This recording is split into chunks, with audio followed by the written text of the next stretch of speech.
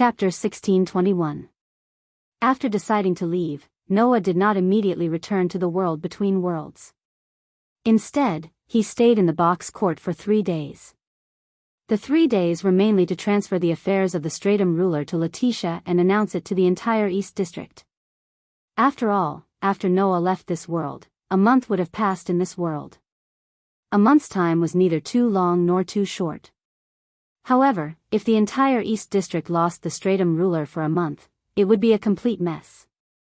If the matter of Letitia taking over the Stratum ruler's affairs was not announced, it would cause a lot of trouble for Letitia when she was in power. Thus, the necessary things had to be done and could not be omitted. Fortunately, Letitia used to be the royal family of the vampire clan that protected the order of the entire box court. She had also held the position of Stratum ruler with full power, so she was not unfamiliar with the position of Stratum ruler. Otherwise, in just 3 days, it would be really difficult to transfer all the affairs to Letitia. No matter what, the matter of transferring was done smoothly. As for the matter of Letitia taking over the Stratum ruler's affairs, no one had any objections. Firstly, Letitia was indeed not unfamiliar with the position of Stratum ruler. Secondly, even without considering the issue of profession compatibility, Letitia herself had a 4-digit battle power. It was enough to protect the East District of the box court. At the very least, Letitia still had the sun's sovereignty of Ophiuchus constellation. Once she used the sun's sovereignty of Ophiuchus constellation, then, unless it was a 3-digit battle power, there would not be a single 4-digit battle power that could guarantee that they could defeat Letitia. Moreover, Letitia also had the support of Pest, who was also in the 4 digits. Noah had also contacted Jiao Lu and Jiaoling, asking the 2 monster kings to lend a hand when necessary. No matter what, it was impossible for the Eastern District to fall into enemy hands in a short month. After doing all this, Noah finally felt relieved and made a decision. The next day, he left the box court. Unfortunately, this decision, on the second day, was directly inserted into an episode that could not be ignored. In the headquarters of No Name, Noah was holding a letter in his hand. He looked like he had just swallowed a fly. He had a bitter expression on his face. Normally, if there weren't any important activities, the members of the community would gather in this room at this time to improve their relationship and decide the content of the day's activities. But today, when Noah came here, he didn't see a single person. He only found this letter on the table. The contents of the letter were as follows. Your companions in the community are being held hostage by us. If you want to save them, come here. On the letter, other than this sentence, there was a map drawn everywhere else. Noah easily recognized it. It was the map of No Name's base. At the corner of the map, there was an arrow. That was the place the kidnapper wanted to go to, right? Holding the letter, Noah stared blankly for a long time. After a long time, he squeezed out a sentence. What the hell? Don't blame Noah for not feeling nervous. It was just that this letter was a little strange. If he thought about it carefully, he would understand. First of all, why would the other party know the detailed terrain of No Name's base and draw it out? Secondly, why would the kidnapper want to negotiate in No Name's territory? Lastly, if this letter was real, why did Noah not feel anything out of the ordinary? The No Name of today was no longer the No Name of the past. Any random 7-digit tiger man could kidnap a bunch of people. Putting aside the fact that Letitia and Pest were both 4-digit existences, 16 Nights, Flying Bird, Radiance, and Black Rabbit were also not easy to deal with. Who would have the ability to kidnap these people without causing any commotion? At least, from Noah's point of view, unless it was someone like the Queen of All Saints who could control realms, and someone with at least a 3-digit number, only then would they have the ability to do this. Otherwise, even if it was an extremely secretive gift or the organizer's authority, it would still be impossible to do this without Noah noticing. Thinking about it this way, Noah could roughly guess who the kidnapper was. Those problematic children. Noah had a headache as he crushed the letter in his hand. Then, with a bitter expression, he turned around and walked out of the meeting room. Whoosh! A light breeze blew through the entire No Name's base, causing the rice in the farmland to sway like a young girl with her hair. At a glance, the entire vast land was evenly divided into pieces and crops were planted there. The scene that entered one's eyes were fields full of vitality. No one would be willing to believe it, right? Just 2 months ago, the land here was a lifeless wilderness. It was simply like a ruin, unbearable to look at. After a period of reclamation and development, the land belonging to No Name had recovered its vitality. Although it would still take some time to recover to the same level of prosperity as 3 years ago, looking at the fields full of vitality, no one would think that it was impossible. Noah walked among the fields, following the map drawn on the letter, and walked forward. Not long after, Noah arrived at the edge of No Name's base. There was still no time to develop this place. Therefore, unlike the fields that were full of vitality, the nearby land was still as deserted as before. Noah walked into this deserted area and immediately saw it. In front of him, 3 young boys and girls were standing side by side in a row. They put on an impressive posture and looked in the direction of Noah. "Yo." 16th Night revealed an insufferably arrogant smile. "You're finally here?" Although there's no time attached, it's not a good habit to make a virtuous girl wait. Flying Bird stretched out her hand and brushed her long hair. "If you still didn't come, we were going to kill the hostages." "Kill the hostages?" Yao blinked his eyes, as if he didn't know there was such a setting. Soon after, he reacted and nodded with a solemn expression. "That's right, we're going to kill the hostages."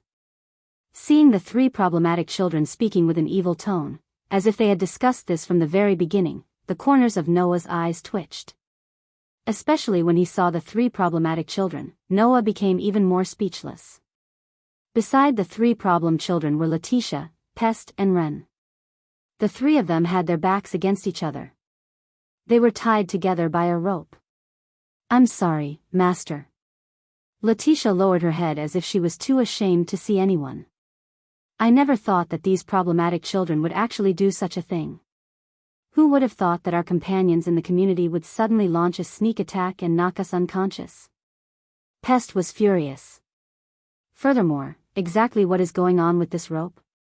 Why are we unable to break free from it?" "That's a tool capable of nullifying a bestowment," Ren explained helplessly. "Furthermore, it's a reward given to me by Lord White Yiksha after Mr. Noah won against him yesterday." In other words, the 3 problematic children had used the spoils of war that Noah had won to carry out this kidnapping plan. Of course, Letitia, Pest and Ren's condition could still be considered good. What truly caused Noah to ridicule them was the fact that there was another person tied up before the 3 of them. "Woo, woo woo woo." Black Rabbit was sobbing as tears flowed down from his eyes. It wasn't that Black Rabbit didn't want to speak. Rather, there was a piece of rag stuffed into his mouth. His entire body was tied up like a rice dumpling. Like a caterpillar, he was struggling non-stop on the ground. Seeing this scene, Noah covered his face. At this moment, Noah was even able to understand the sorrowful cries in Black Rabbit's heart. "Why must you treat me like this?" Black Rabbit's tear-streaked face was all telling this sentence. Chapter 1622.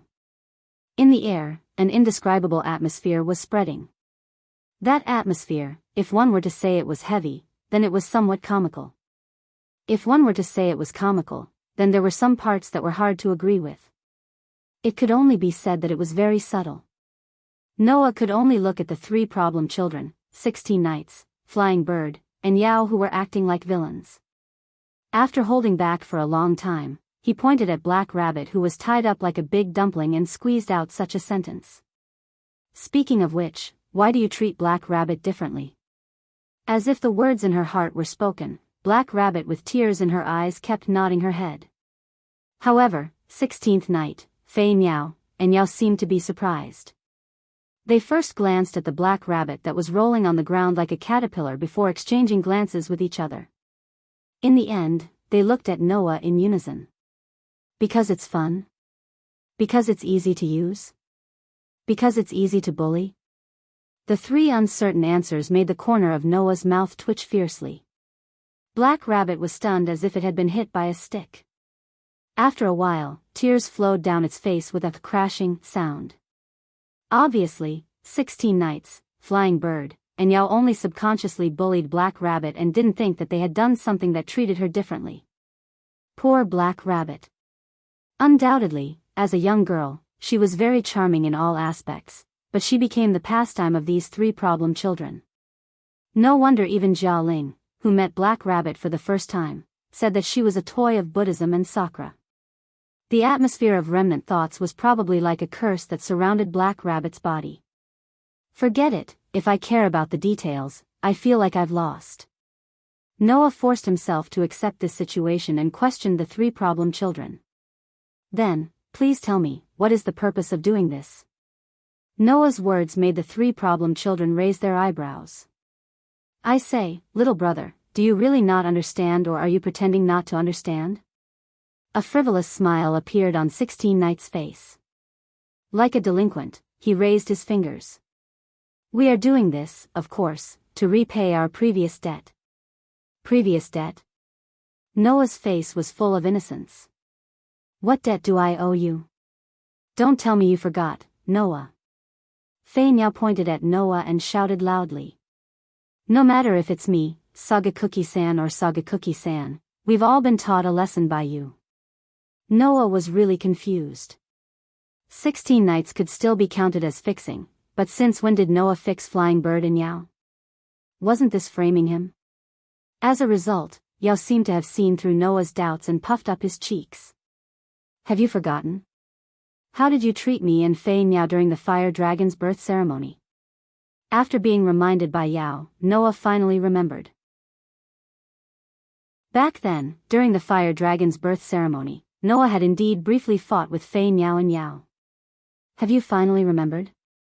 Fei Niao teased. At that time, you even spanked Heroi classmates, but... With one sentence, the already subtle atmosphere in the air directly became awkward. Fei Niao. Yao's face was slightly red as he puffed up his cheeks and kept hitting Fei Niao's back with his small fists. So painful. Okay. I won't say any more. Stop hitting me. Fei Niao quickly dodged Yao's small fists as if she really felt the pain. After all, Fei Niao's body was just an ordinary girl. Even if it was just a light hit, it would still hurt. Now, do you know what's going on? 16 Nights ignored Fei Niao and Yao's quarrel and grinned at Noah. We're here to repay the debt you owe us. So you're saying that you kidnapped me just to challenge me? Noah was really puzzled. If that's the case, can't you just tell me directly? After hearing Noah's words, 16 Nights, Fei Niao, and Yao said in unison. No. That's not interesting at all. Noah almost couldn't catch his breath in time. At this moment, Noah felt incomparably stifled. Even Noah was in such a state. He was reduced to three problematic children who had only been attacked because of the interesting angle. Letitia, Pest, Ren, and Black Rabbit were all tied up and had their hands tied behind their backs.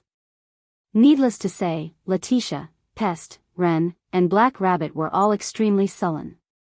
All in all, that's it, Fei Niao coughed and pretended to say.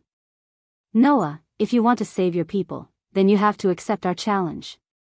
Then, let me ask first, Noah let out a big sigh and said bluntly. You can't be thinking that the three of you can win against me just by joining hands, right? Ugh. Yao immediately muttered. How arrogant, it wasn't just Yao. Even 16 Nights and Fei Niao also wanted to vent their anger but couldn't refute. That was only natural. In terms of combat strength, even if the three problem children were all tied up together, they still wouldn't be able to win against Noah. It wasn't that 16 Nights, Fei Niao, and Yao were too weak. It was just that Noah broke the rules too much. 16 Nights, the truth is unknown, possessed two abilities that were outside of the norm, the gift of shattering heaven and earth, and the power of shattering gift. Her combat power was ranked in the 4 digits. Even though she was not as strong as Letitia, she was on par with Pest. Fei Niao's light of might could bestow a simulated godhead to the target, raising the target's spirit lattice to the maximum. As long as he had enough blessings, the combat strength he could unleash would not be below 16 knights. Yao's life catalog could even obtain the spirit lattice of all beasts. He could obtain the blessings of wild beasts, illusion beasts, and even divine beasts. If he used it well, he could practically possess the abilities of all beasts. These 3 blessings were all considered by Black Rabbit to be the highest level of human existence. One could imagine how high the potential of these 3 blessings were. And in the successive battles against absolute evil and closed world, the potential of Fei Niao and Yao had already begun to sprout. In order to ensure that Fei Niao's blessings could fully unleash its potential, during the expedition against closed world, as an ally, Will-O-Wisp helped Fei Niao create several high-level blessings, raising Fei Niao's combat strength by several levels in one go. The true value of Yao's life catalog was also unearthed. Noah also only found out about it not long ago. In fact, the true effect of Yao's life catalog was that he could collect information from all life forms. He could take samples from the system trees, catalog, and then proceed with evolution and synthesis, imitating the power of all life forms. This blessings could even imitate the power of the strongest species, and turn the imitated power into a weapon to carry out a higher level of application. As long as he had this blessings, no matter how unreasonable the game was, the user would be able to respond to all situations and obtain the corresponding blessings. After knowing the true ability of the life catalog, Noah immediately thought of something. Gate of Babylon. Yao's life catalog was simply another type of Gate of Babylon. However, when Yao used more blessings than the total amount of spirit stored in the life catalog, in order to protect the user, the blessings would temporarily stop functioning. And if he imitated the power of the strongest species, not only could he only use it for a short period of time, in the following period of time, Yao's life catalog would also lose its effect. It would not be until a month later that the spirit would be completely restored. To put it bluntly, today, the 3 problem children all had 4-digit levels of power. But even so, it was still impossible to beat Noah. The 3 problem children naturally felt unreconciled, but it was not to the point of not admitting it. So, in order to make our revenge meaningful, you should accept our game. Accompanied by the declaration of the 3 problem children, a contract flashed in the air and floated down, falling into Noah's hands. Gift game name, alternating attack and defense revenge match, only victory condition, hit the opponent's body, only defeat condition, when the contestant is unable to achieve the above victory conditions. First game rule, alternating attack and defense, the opponent reduced to the defensive side can only dodge and cannot attack. Second game rule, every 3 minutes, alternating attack and defense will take place. After 3 minutes, the attacking side and the defending side will exchange. Third game rule, all contestants will be divided into 2 camps, black and white. Alternating attack and defense will take place between the 2 camps. Contestants of the same camp will share victory and defeat conditions. If one person wins or loses, the group wins or loses. Fourth game rule, in the first 3 minutes, the attacking side must be the side with more people. Black camp contestant, Noah Doria. White camp contestant, 16 Knights Reversal, Joyuan Fei Niao, Kasuga Hikari. Oath, respect the above content, based on glory and flag, and the name of the organizer, host the gift game. No name, seal. WH. What? Looking at the contract in his hand, Noah could not help but let out a shocked voice. Bang! At this moment, along with the sound of an explosion, a figure shot toward Noah's direction. Chapter 1623. Bang! 16 Knights' figure turned into a rocket accompanied by the sound of the ground exploding. With the terrifying speed known as the Third Universe's speed, he instantly shot towards Noah and flashed in front of Noah. The game has begun. Bro. Stop daydreaming. With an arrogant laugh, 16th Knight raised a fist, and with a sonic boom in the air, he threw a punch at Noah's chest. 16 Knights didn't hold back at all in this punch. His fist, which was strong enough to shatter mountains and rivers, was blasted towards Noah's chest with a shocking explosion. Undoubtedly, the winning condition was to hit the opponent's body, but 16 Knights used all of his strength in this fight. Obviously, 16 Knights clearly knew that if he held back, he wouldn't be able to win in this game where he had the advantage. It was this awareness that made Noah subconsciously enter battle mode. However, at that moment, Noah, who was on the defensive, was simply unable to attack at all. He could only dodge. Facing 16 Knights' earth-shattering punch, Noah's methods were already on the verge of being revealed. Fear those with wings. Both the evil and the powerful fear me because of my wings. My wings will bring you a curse, the evil cannot hit me. In the depths of Noah's heart, the stone plate with 10 patterns on its outlines suddenly turned and pointed to the phoenix. In the next instant, Noah's entire body transformed into a mirage-like phantom. Along with a string of light and shadow, he disappeared on the spot. Bang! The fist, which was strong enough to shatter mountains and rivers and split the sea, exploded the afterimage Noah had left behind. The afterimage was like a piece of glass, and it burst apart. This scene didn't surprise 16 Knights. Instead, it made 16 Knights reveal an expression of, as expected, and he shouted. Kasuga tribe. Yao, who was waiting in place, immediately reached out his hand and tightly grasped the pendant hanging in front of him. Vital Catalog. Shape Makijas. The life catalog on Yao's neck suddenly blossomed with a bright light. Under the light, the round wooden sculpture slowly twisted and turned into a dazzling radiance, covering Yao's feet. When the light faded away, a pair of steel boots appeared on Yao's feet. It was a pair of combat boots with tips as sharp as the claws of ferocious beasts and decorations that resembled the feathers of griffins. Clang! The boots landed on the ground, producing a powerful sound of metal clashing. Yao, who was wearing a pair of ferocious war boots, slowly closed his eyes. After a while, Yao suddenly opened his eyes, turned his head, and looked in a certain direction. Over there. As soon as he finished speaking, Yao spun around and launched a roundhouse kick in the air. As Yao spun around, a black flame burst out from the pair of terrifying boots under his feet. Under Yao's roundhouse kick, it turned into a fire wheel, whistling through the space. With a "chi" sound, it shot forward while spinning. Almost at the same time, Noah's figure appeared out of thin air. The place where he appeared was the direction where the black fire will came from. The terrible heat rushed towards Noah's body.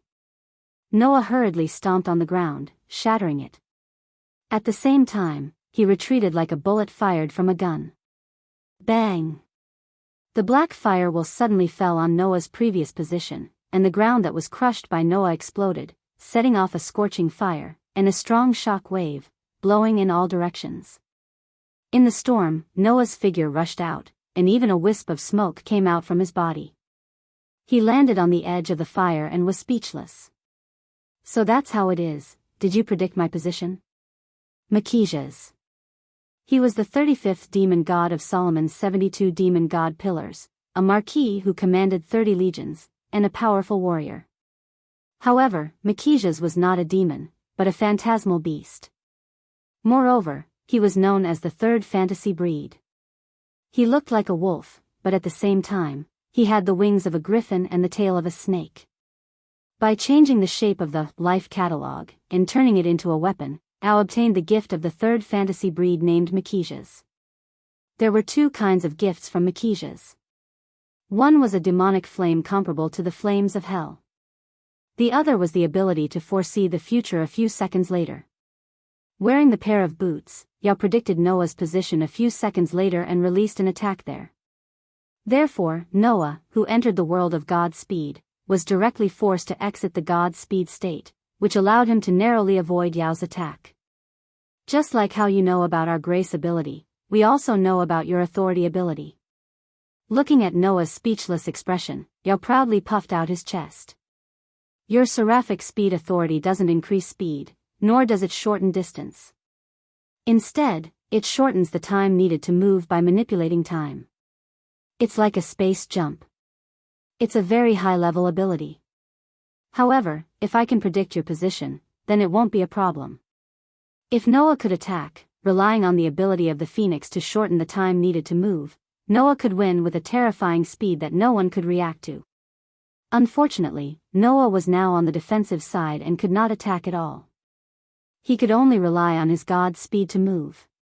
In that case, dazzling Maxias would be able to predict Noah's location and calmly launch an attack. If Noah could attack, we might have lost immediately. However, Noah is now on the defensive side. For the next 3 minutes, it's completely our home ground. Yao made a declaration in high spirits, which was rare for him to do. Within 3 minutes, we will hit you and win. In other words, if the 3 problem children could not win in 3 minutes, then when Noah switched to the offensive side, it would be their defeat. Whoosh! While he spoke, a figure shot over like a rocket, accompanied by a low and deep air explosion sound. In an instant, he appeared in front of Noah. The person who could have such speed was naturally 16 knights. Without much time to think, Noah's eyes flashed with a fierce light. He suddenly lifted his foot and stomped heavily on the ground. The powerful force directly shook the hard ground into powder, setting off a burst of wind and sand, which covered Noah's body. TSK. You still have this move?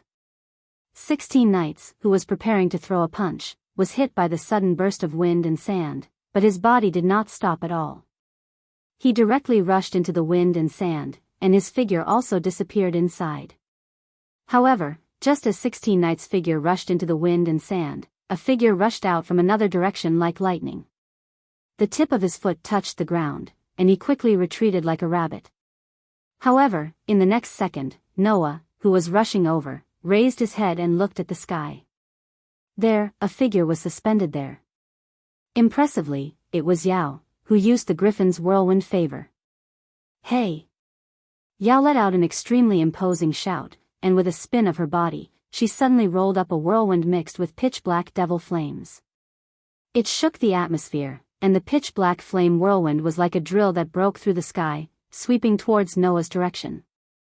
Looking at the pitch-black flaming whirlwind descending from the sky, Noah stopped in his tracks and dodged, hiding behind a huge rock at the side. The pitch-black flame whirlwind fell from the sky heavily on the huge rock, and the huge rock suddenly exploded, exploding into thick dust that spread on the ground. Like a fog, it shrouded the space with a diameter of a few hundred meters. Cough, cough, cough. In the thick dust, Noah rushed out with a dusty face. He coughed and smiled bitterly. That group of problem children, they actually made me so embarrassed. As soon as this sentence fell, an unruly laughter rang out. Unfortunately, little brother, we planned for so long not just to make you embarrassed, but to defeat you. As soon as the voice fell. Clang! A burst of extremely dazzling starlight bloomed.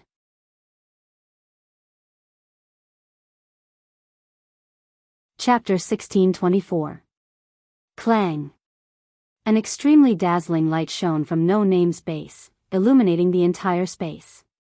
Under the shroud of the dazzling light, everything was dyed a gorgeous white, so dazzling that it was difficult to describe. And in the center of the dazzling light, 16 Knights smiled, his eyes flashing with a dazzling light, and raised his right arm in the direction of Noah. On his right hand, an aurora shone, like a star map, and the dazzling light poured out in all directions like a tide. Seeing this scene happen with his own eyes, Noah's heart shook, and a surprised expression finally appeared on his face. Because, at this moment, in Noah's heart, there was an extremely strong sense of crisis. So, Noah understood.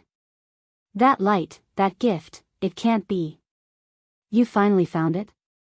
The corners of 16th Knight's mouth curled up slightly as the dazzling light in his eyes became even more intense.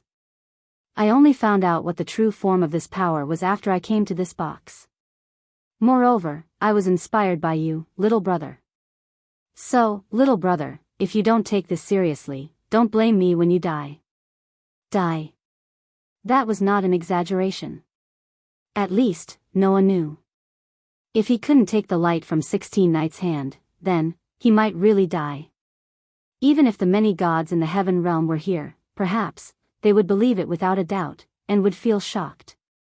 Because, no one would think that the power that could only be used by a person who had the ability to become the center of a group of gods would actually appear in the body of a second human. Yes, this is my biggest trump card. 16 Knights declared loudly. The hero of the final trial who crusaded against absolute evil and closed world. Take my another cosmology and try it out. The aurora shining in 16 Knights' hands suddenly converged into a beam. Wang. Accompanied by the sound of space trembling, the divine aurora that covered the entire space like a tidal wave suddenly turned into an aurora pillar that pierced through the heavens and the earth. It rubbed against the air and cut across the sky, shooting toward Noah's direction. Wherever the aurora pillar passed, the ground was dug up without any suspense. The soil and rocks did not even have a chance to come into contact with the atmosphere, and directly evaporated without leaving a trace. At this moment, space was distorted, the atmosphere was twisted, and even the light of the stars was ruthlessly overtaken, annihilated in the holy aurora, disappearing without a trace. Therefore, in this world, there was nothing more dazzling than the holy aurora. Noah's vision had long been filled with the dazzling aurora. In such a situation, Noah, on the contrary, calmed down.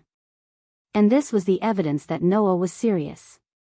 With intuition, Noah knew. At this time, the aurora that 16 Knights wielded was the strongest attack that could even penetrate the sky and shatter the stars. In the face of that strongest attack, even Noah only had two ways to deal with it. 1. Using more than 4 avatars at the same time, with the same power that was more than 3 digits above the box, only then could it be possible to block it. 2. Using the same trump card to counterattack. However, 3 minutes had not passed, and Noah could not attack. Then, I can only offset it. The another cosmology, named Avesta, had no way to imitate the human's cosmology. However, if it was also another cosmology, then there was no problem at all. This was because another cosmology was an independent cosmology to begin with. Even if the user was a human, it could still be imitated. Clang! Noah's whole body suddenly bloomed with the same dazzling starlight, illuminating the entire sky. Activate Avesta. Counteracted in turn. Simulating another cosmology. At this moment, the starlight that bloomed from Noah's body directly suppressed the surrounding aurora, becoming the second color between heaven and earth. Just like that, the starlight skyrocketed and rushed straight to the sky, instantly enveloping the entire space. Like a vortex of light, it suddenly appeared in a corner of no-name space. Then, the towering aurora pillar carried a terrifying power that even shook the space, violently swept over like lightning, colliding with the dazzling vortex of light with a loud bang. Rumble. Amidst the earth-shattering noise, the aurora pillar and the vortex of light collided with a loud bang, stirring up a terrifying energy storm. From the point of collision, the shockwave spread out like lightning. The scene that resembled the explosion of a star caused the surrounding ground to crack inch by inch and collapse one after another. It was like a hurricane that spanned across the heavens and the earth. Everywhere it passed, the temperature between the heavens and the earth would suddenly rise, causing the entire atmosphere to become violent. It shook the space and set off waves of ripples.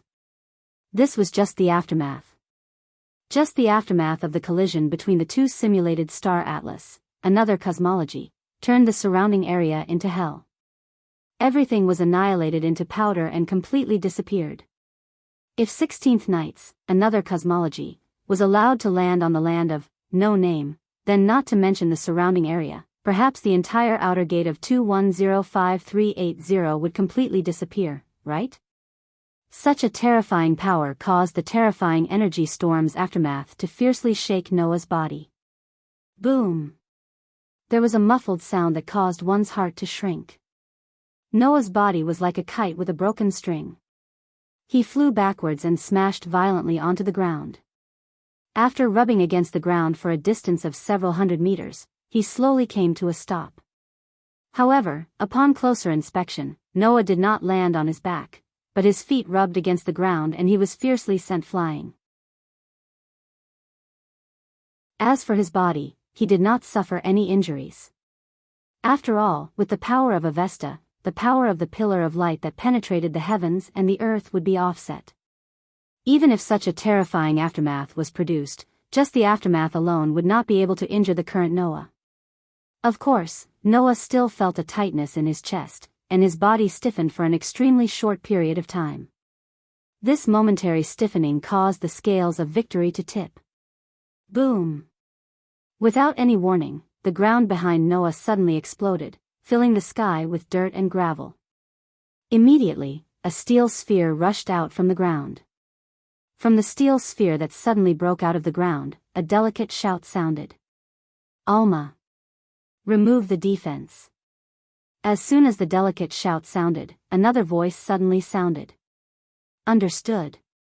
The ice-cold steel sphere suddenly wriggled like a wave, and flashed with electricity, suddenly changing its form.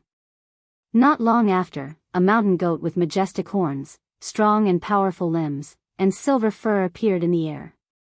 Its entire body was bursting with electricity. And on the back of the mountain goat that was bursting with electricity, a young girl was riding on it. It was Flying Bird. With his superb sensing ability, Noah was clearly aware of the movement behind him. He forcefully whipped his body and suddenly turned around. Ha! Just as Noah was about to dodge, Fei Niao, who was riding on the goat's back, let out a delicate cry.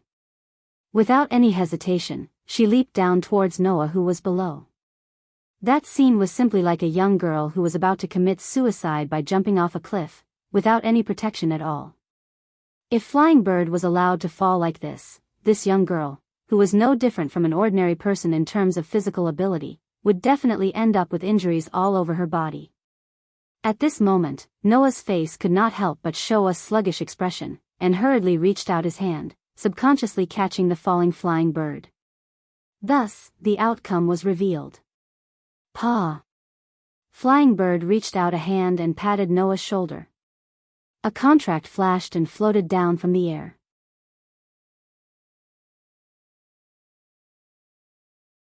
Chapter 1625. Silence. There was a deathly silence. Noah looked at the contract document that floated down from mid-air, and his face was full of shock. Because, on the contract document, it was marked with such content. The contestant from the white camp has reached the winning condition, the game is over. In other words, Noah lost. Even Flying Bird seemed to not believe this result. Ignoring the fact that Noah was carrying her in his arms, she turned her head and asked the goat with uncertainty. Did we succeed? Alma? The goat that Flying Bird called Alma nodded and spoke in human language. Yes, you succeeded, my master. Congratulations on winning against the hero who could single-handedly defeat absolute evil and a closed world in the final trial. Really succeeded? Flying Bird was overjoyed and cheered. That's great. Looking at Flying Bird who was cheering in his arms, Noah opened and closed his mouth several times, but he couldn't say a word. In the end, Noah could only say this. Aren't you guys too despicable? Despicable? Flying Bird stopped cheering and stared at Noah. I can't pretend that I didn't hear that. How are we despicable? Noah couldn't say anything for a while. After all, in the game of gifts, using wisdom is a very important part. The three problem children first launched a surprise attack on Noah, letting Noah, who was on the defense, use the Phoenix incarnation to dodge. Then, they let Yao use the gift of Maxillas to seal Noah's speed. Then, they let 16 knights use the Another Cosmology to force out Noah's trump card, forcing Noah to be on the defense.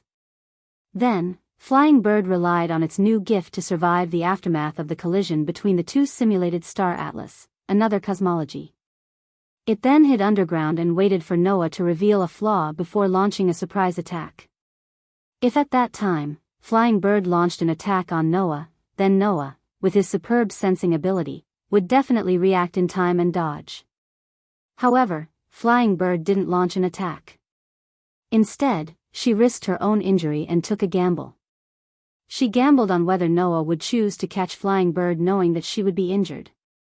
In the end, using Noah's gentleness, Flying Bird won. It sounded despicable, but skillfully using the opponent's weakness was also a very important method in the game of gifts. In this game, Noah's weakness was that he was too gentle. He couldn't sit and watch Flying Bird get injured, which was why he was checkmated. Therefore, from the perspective of the game, no one would see this method as despicable. Otherwise, Flying Bird, with her extremely high self-esteem, would definitely not use this method. Could it be that the famous human hero thinks that the three of us working together is despicable? Flying Bird said provocatively. But, before the battle began, undoubtedly, a certain person swore that even if the three of us worked together, we still wouldn't be able to beat you, right? Your Excellency Noah, this time, it is indeed your loss. Alma also said the same thing. Here, it's better to admit it honestly. Noah was speechless and could only look at the goat-like divine beast in front of him. Almaty. That was the name of this goat-like divine beast. Almatea was once the goddess of fertility who nurtured the young Greek god Zeus. The god of forging, Hephaestus, once used the fur of this goat-like goddess of fertility to create a divine shield for Zeus and Athena. Those two divine shields were both named Aegis. Yes. The famous Aegis shield was made from the fur of this goddess of fertility. However, this goddess had already fallen once. Her fur, after a few twists and turns, fell into the hands of No Name, who was still at his peak 3 years ago, and had been preserved until now. Because they considered that even though Flying Bird had a powerful gift, she didn't have a way to protect herself. Therefore, after some discussion, the people of No Name found Almadia's fur and asked Willow's Wisp to create a new gift. With the assistance of Vera, who could control the realm of life and death, and with the addition of a precious mineral called adamantine, the former goddess of fertility was reincarnated into a divine beast and made a contract with Flying Bird. It must be known that adamantine was comparable to divine precious iron, and it was a mineral with a high tolerance for gifts. Many of the bestowment weapons that were made to imitate godhead weapons were made from such precious minerals.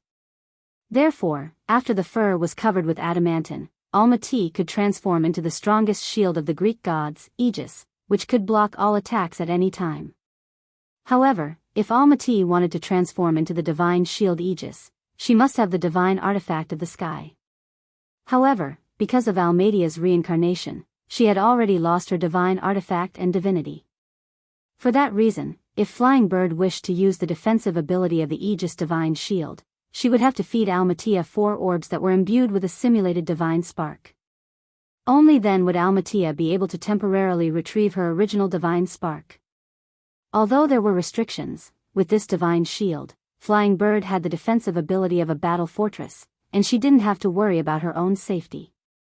It was because of this gift that Flying Bird was able to survive the aftermath of the collision between the two simulated star Atlas, another cosmology, and hide underground, right? All right. Noah could only say helplessly. This time, I have indeed lost. Flying Bird then revealed a victorious smile, and immediately after, her face turned red as she bashfully stood up. If that's the case, then hurry up and put me down. Noah smiled bitterly as he put Flying Bird down. Then, he suddenly thought of something and was suddenly shocked. Not good. How are the others? The collision of the two, another cosmology, had completely razed the surrounding area to the ground. Looking up, the surrounding land that was originally abandoned was now completely destroyed and turned into scorched earth. Under such circumstances, if Flying Bird could rely on Almadia's defense to escape, then what about the others? As soon as this thought appeared in Noah's mind, a humorous laugh rang out. Ahahaha, your companions are here. As the voice fell, a few figures appeared out of thin air, directly flashing out of space. Impressively, it was the group of No Name. In addition, there was also Vera, Jack, and A.I. Xia. Wah. A.I. Xia looked at the scorched earth around her and let out a gasp of surprise. It's actually become so serious. That's right. Vera had a dumbfounded expression. So powerful. It's only a game. You all are too reckless. Jack let out a rare bitter smile. If it wasn't for Vera's spatial jump, everyone would be in a miserable state. It's precisely because we wanted you all to save the situation that we had you all hide at the side, right? 16th Knights patted the dust on his body, and the corners of his mouth rose slightly. In the end, just like the plan, we obtained victory. Flying Bird. Yao walked toward Flying Bird and extended his hand. High five. Flying Bird happily high-fived Yao, sharing the victory of the game. Only Letitia, Pest, Wren, and Black Rabbit were speechless as they looked at their surroundings that had been razed to the ground, and revealed sorrowful expressions. Now, who knows how much time we'll have to spend to restore the land here? Letitia, spare me. I'm already angry enough. Pest, if you think about it carefully, this area will have to be rebuilt sooner or later anyway. Now that it's like this, it's much easier. Wren, woo woo woo woo. Black Rabbit still stuffed in his mouth. At this moment, 16th Knights arrived before Noah and looked straight at Noah. Do you see now? Even if we are far from being a match for you in a head-on battle, it's not like we have no chance of winning in a game. After saying those words, 16th Knight scratched his head in a somewhat embarrassed manner. Then, as if giving up, he spoke. Thus, you can do whatever you want to do. Even if you're not here in the East District, there's still us. Hearing those words, Noah was finally stunned. At this moment, no matter how slow Noah was, he should have realized what was going on. Although these three problem children were talking about revenge, they were actually using this game to tell Noah one thing. That was, even if Noah was not here, they would still do their best to protect the East District. It's not like we've been stagnant all this time. It's just as you've seen. Right now, all of us have sufficient battle strength to deal with any situation, Flying Bird said with great confidence. Since that's the case, what else do you have to worry about? Don't worry, Yao nodded at Noah. There's still us here. Letitia, Pest, Wren, Black Rabbit, Vera, Jack, Aisha and the others all looked at Noah. Their eyes revealed the same expression as the three problem children, gentle and serious. Looking at his companions, Noah's eyes flickered. After a long while, he finally laughed heartily. Then, I'll leave it to you all. Everyone nodded in agreement. Only then did the unique farewell ceremony come to an end. Noah left this world with a peace of mind.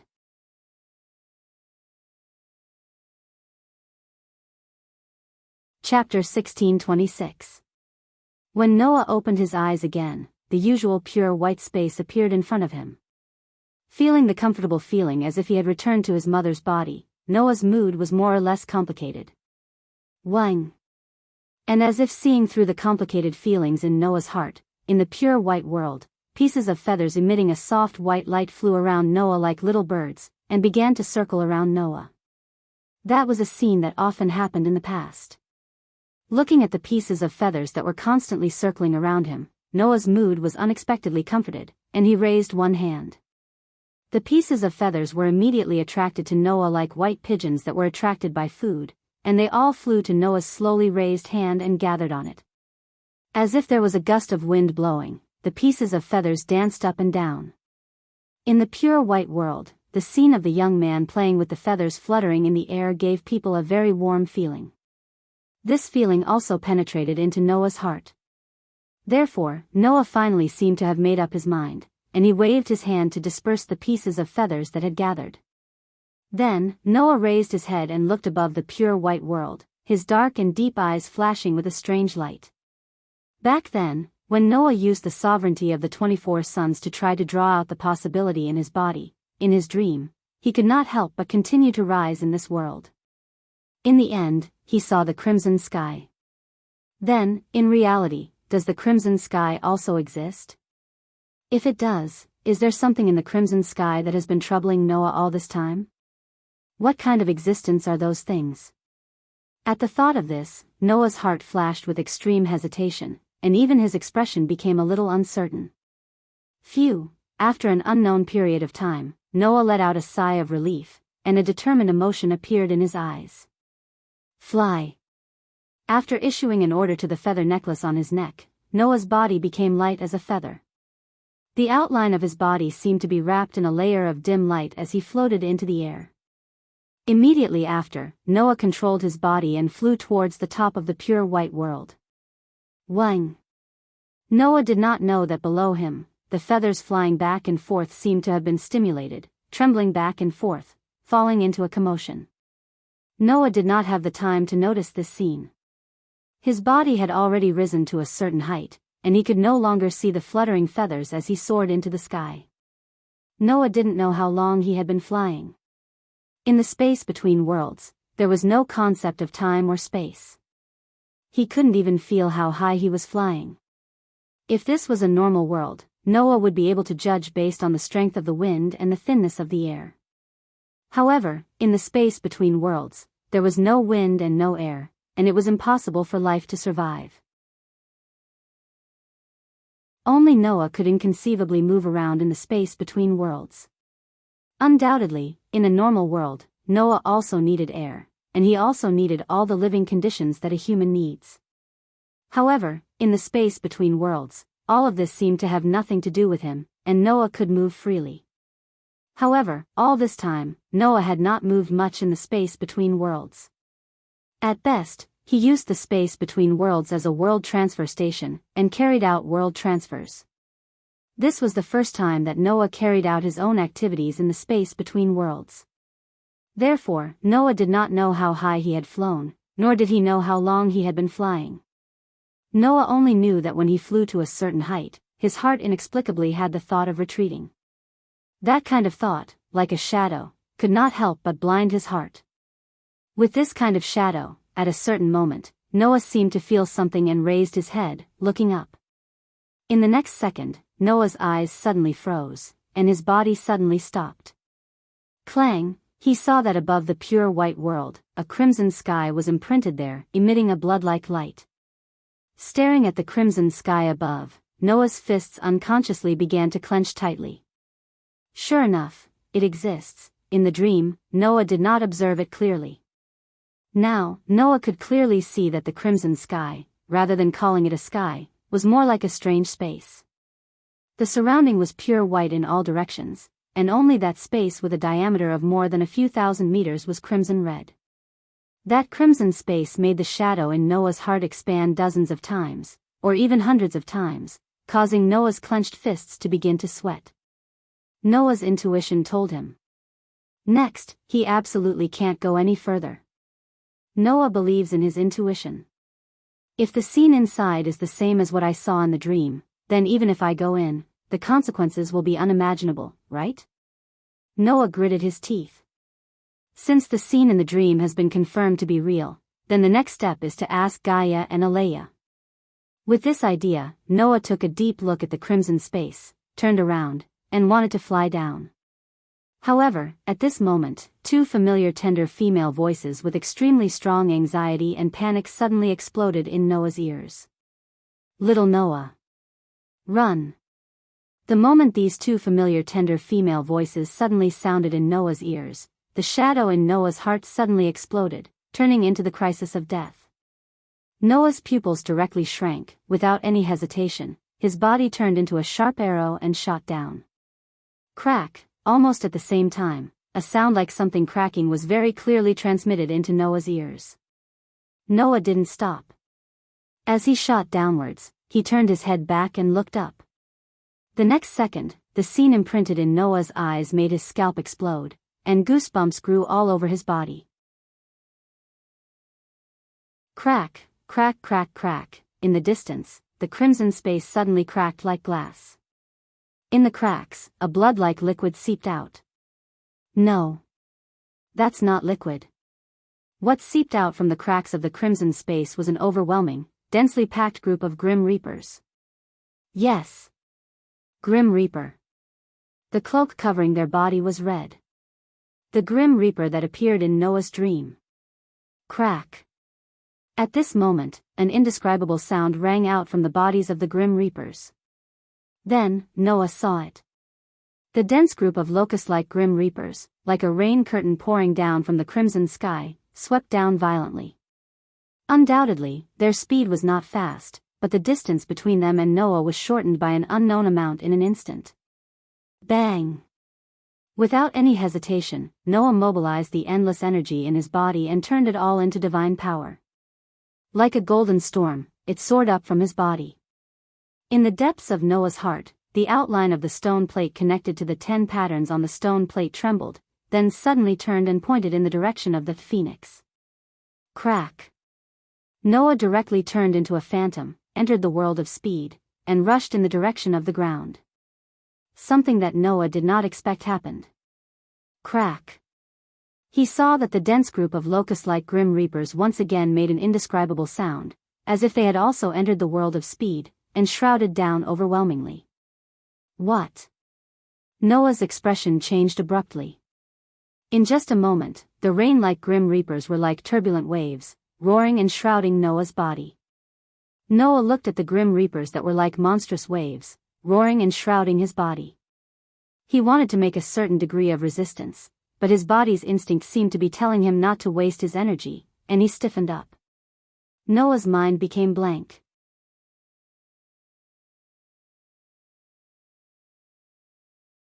Chapter 16:27. Screech Dash. With an indescribable sound, the densely packed group of reapers surged downwards like a tidal wave that could devour everything. From Noah's perspective, the scene was as if the entire sky was filled with grim reapers that were as red as blood. They collectively emitted a terrifying aura that poured down like a torrential downpour. It was completely meaningless to compare them in terms of quantity, right? This was because each of the grim reapers was a few sizes bigger than Noah. Their height was estimated to be close to 4 meters tall. There were countless of such grim reapers. How many billions would that be? What about billions? Or tens of billions? It would be meaningless to even count the number of grim reapers, right? The human tide formed by such a terrifying number of grim reapers was enough to drown a continent, let alone Noah, who was only one person. Therefore, looking at the dense group of grim reapers that poured down like a torrential rain and surged like a roaring wave, Noah almost subconsciously understood what was going on. Currently, he had no means to resist them at all. So what if he had the authority to display a variety of abilities? So what if he had a treasure vault with more than 1,000 types of relics? So what if he had the physical ability to surpass deities? So what if he had endless energy? Currently, he definitely had no way to block the grim reaper's tide that was surging toward him like a roaring wave. It was not that Noah did not have enough means, but the difference in level was too great. It was just like how a world boxing champion could easily defeat hundreds or thousands of ordinary people like himself, but even if such an existence threw a punch at the sky, let alone cause any impact, it wouldn't even be able to touch anything, right? For Noah, the grim reaper's tide was the sky that he could not touch. No matter how brilliant his means were, he would still not be able to touch the overwhelming red shadows of death that were surging toward him. That was the fact that Noah's instinct told him. Although he had not tried, even if he tried, it would just be a dying struggle, right? However, so what if you're struggling? A violent hurricane-like divine power surged from Noah's body. Like another monstrous golden wave, it swept across the area below the grim reaper's tide that was pouring down like a torrential downpour. Instead of dying in despair, why don't we fight for our lives before we die? At this moment, in the depths of Noah's heart, the stone plate with the 10 patterns connected to it trembled like never before. Immediately after, half of the 10 patterns blossomed with dazzling light. The giant. White horse. The dragon emperor. Beasts. Phoenix. At this moment, Noah pushed his power to the limit, using 5 incarnations at the same time. I am the strongest, and I hold all victory in my hands. No matter if it is a human or a demon, I am the one who defeats all enemies. I will defeat any enemy that stands in my way. As Noah chanted the holy words of the God of victory, a terrifying storm of divine energy surged from his body. His pitch-black and deep eyes were dyed with a dazzling golden color, flashing with a brilliant light. I don't care what you are. If you want to take my life, let's give it a try then. Amidst the violent roar, the terrifying divine storm that surged from Noah's body began to flash with a bright light. The light was like a myriad of stars, flashing and condensing together, forming a shape. In just a moment, countless xenomorphs appeared from the divine storm. They were handsome draconic horses. Their entire bodies were covered in crimson armor, and their armor was decorated with dazzling gems. They had a dragon horn on their foreheads, and their eyes flashed with red light. Their bodies were dozens of meters tall, and they stepped on golden flames. They were gigantic dragon horses, and their bodies were majestic. Combining the power of the giant, white horse, dragon emperor, beasts, and phoenix, Noah created a tide of draconic horses that was comparable to the death god's tide. This result caused Noah's whole body to burn with burning pain. His internal organs felt like they were about to explode, letting out an unbearable sound. Screech. Seeing the innumerable majestic dragon horses appear, the tide of death that was swarming over let out a roar that sounded like a furious roar. Neigh. As if competing with each other, the majestic draconic horses let out a neatly arranged neigh that resounded throughout the entire space between worlds. The neigh of the draconic horses faintly carried the roar of dragons and tigers, like an echo, turning into ripples that reverberated in the sky. Immediately, the golden draconic horse tide and the red death god's tide rushed out at lightning speed, crossing the entire space in an instant, quietly colliding. Rumble. Accompanied by an earth-shattering sound, the draconic horse tide and the death god's tide that fiercely collided with each other turned into a terrifying golden flame and a red storm, crazily entangling with each other. Boom! Like a star exploding, the unimaginable golden flame and red storm swept out from the center of the pure white world, instantly expanding to an area of thousands of meters. If such a collision occurred in an ordinary world, perhaps, at this moment, the world would have already let out a mournful cry, the space would have already been shattered inch by inch, and even the atmosphere would have been completely evaporated, leaving not a trace behind. Unfortunately, this pure white world called space between worlds was terrifyingly sturdy. There was no concept of time, nor was there any concept of space. Even the atmosphere did not exist, allowing the terrifying golden sea of fire and scarlet storm to silently expand, occupying a corner of the world. However, if someone were to be caught in it, the consequences would be unimaginable. At the very least, even existences like the White Yiksha and the Queen of All Saints would at least be seriously injured if they were to be caught in it. Undoubtedly, it was a collision of this level. In the next second, the scales of victory tipped in favor of one side. Whing! The scarlet storm appeared to be mocking something as it emitted a buzzing sound. Immediately, it forcefully penetrated the bright golden sea of fire.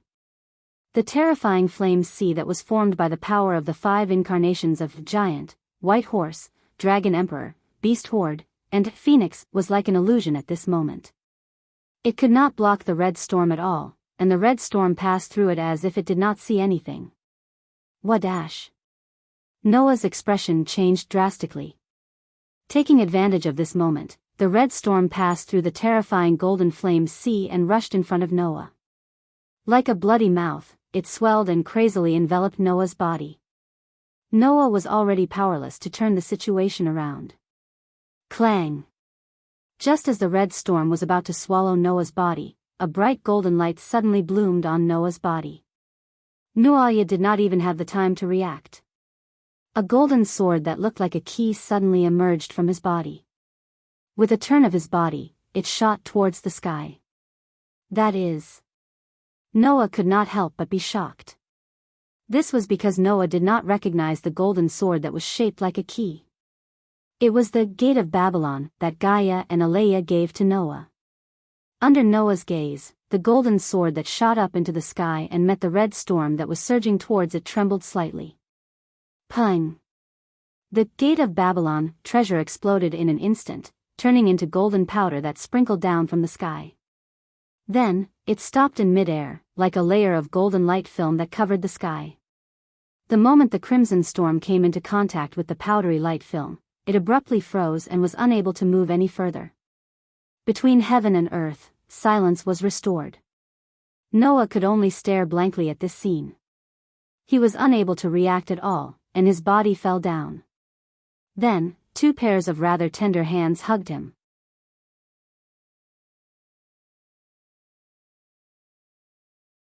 Chapter 1628. In the pure white world, two petite girls hugged Noah from the left and right as they descended from the sky and slowly landed on the ground. In the surroundings, the feathers that were emitting a soft white light immediately surrounded Noah, as if they were extremely happy about the result of Noah's escape, and they danced in the air excitedly. It was only at this moment that Noah finally reacted. He looked to his side and was immediately stunned. Gaia? Alea? The petite girls that suddenly appeared were Gaia and Alea. Are you okay? Gaia said with lingering fear. That was really scary. It's different from our world. There is no concept of time here. Therefore, although we immediately entered the space between worlds, the time still doesn't match. Alea said with an indifferent expression. Fortunately, we made it in time. Hearing Gaia and Alea's words, Noah's expression was a little uncertain. But why are you here? In the past, Gaia and Alea undoubtedly said that only Noah could enter the space between worlds. Even the two great restraints couldn't enter the space between worlds. Now, how did the two great restraints come out of his world? Don't be surprised, little Noah. We didn't lie to you. If we relied on our own strength, we wouldn't be able to enter the space between worlds. Gaia gave a rare bitter laugh. This is an exception. There won't be another chance like this in the future, right? In short, it's good that you're fine. Alea said. After all, it would be very troublesome to explain the situation in detail. Hearing this, Noah's face showed a trace of bitterness. He raised his head and looked at the red storm outside the powder film. His voice was more or less self-deprecating. Is there anything more troublesome than that thing? Gaia and Alea were speechless. However, it was clear that Noah was saved because of Gaia and Alea. I didn't expect the gate of Babylon that you gave me to be able to block that thing. Noah's eyes flickered. It seems that it's not just a treasury. No, it's really just a treasury. Gaia shook her head. The gate of Babylon doesn't have any special power. It's just a treasury. However, in order to make it useful at a crucial moment, we added some special things inside. Alea also looked at the sky. So, just like our appearance here, the gate of Babylon can resolve the crisis brought about by the disaster. This is the only time it can do so. Is that so? Noah nodded slowly and looked at Gaia and Alea with an unprecedentedly serious expression. Then, can you explain to me what's going on? Gaia and Alea exchanged glances before turning to Noah in unison. Has this day finally arrived? Gaia wasn't as naughty as before. Instead, she was like a wise person who had seen through everything. Her expression was unusually calm. Although I knew that you would have to face all of this sooner or later, I didn't expect it to come so suddenly. Suddenly. It was indeed very sudden. If it wasn't sudden, why would Noah have such a dream when he was trying to use the sun's sovereignty to draw out the possibility of the disaster from his body? If it wasn't sudden, why would Noah encounter the biggest crisis in history without any preparation? However, just like what Gaia had said, sooner or later, Noah would have to face all of this. At this stage, there's no benefit in continuing to hide it from you. Alea's gaze turned to Noah. Since you suddenly went to search for that thing, it proves that the time is ripe for you to come into contact with your true mission. In the past, I hid it from you because I didn't want you to come into contact with that thing before the time was ripe. Now, there's no need for that. Little Noah, we will tell you everything now. Gaia smiled at Noah. Including the meaning of your existence and why you exist. Gaia and Alea looked at each other again and raised one hand at the same time. Clang! The fluttering feathers suddenly gathered and surrounded Noah, Gaia, and Alea, releasing dazzling radiance. The light enveloped the three of them, causing their figures to be enveloped by the white light in an instant. Then, they disappeared. Noah felt a blur in front of his eyes, and his entire vision was dyed white. Then, two small hands held both of Noah's hands, bringing him back to his senses. After coming back to reality, the radiance in front of Noah's eyes began to fade. The scene in front of Noah was still that pure white world. However, looking at this pure white world, Noah was stunned. Because in this pure white world, there were no feathers emitting a soft white light, nor was there a bone-chilling red storm. There was only a hazy mist. It was extremely hazy and filled the entire, between the worlds with white mist. This is... Noah couldn't help but look around. Don't be nervous. Alea held Noah's hand tightly. Now, what you see is just an image reproduced by the world. It's not the real world. That's right. Gaia nodded. This used to be the between the worlds before anything was born. The between the worlds before anything was born? Noah said with uncertainty. In other words, before the world was born? Yes. Alea looked at the white mist that filled the entire space. At the very beginning, before the world was born, the between the worlds was like this. At the same time, this is the most primitive between the worlds. Gaia extended her hand and pointed in front. Little Noah, look there. Noah immediately looked in the direction Gaia pointed and looked in front of the white mist. Because the mist was too dense, at the beginning, Noah couldn't see anything at all. However, gradually, Noah discovered something. In front of the extremely dense white mist, there was a crystal. It was an extremely pure and clean crystal without any color or color. It was as clear as a lake. Wang, the pure crystal floated in the air, and as it spun, it emitted wisps of mist. The white mist and emotions in the entire pure white world were all emitted from the crystal.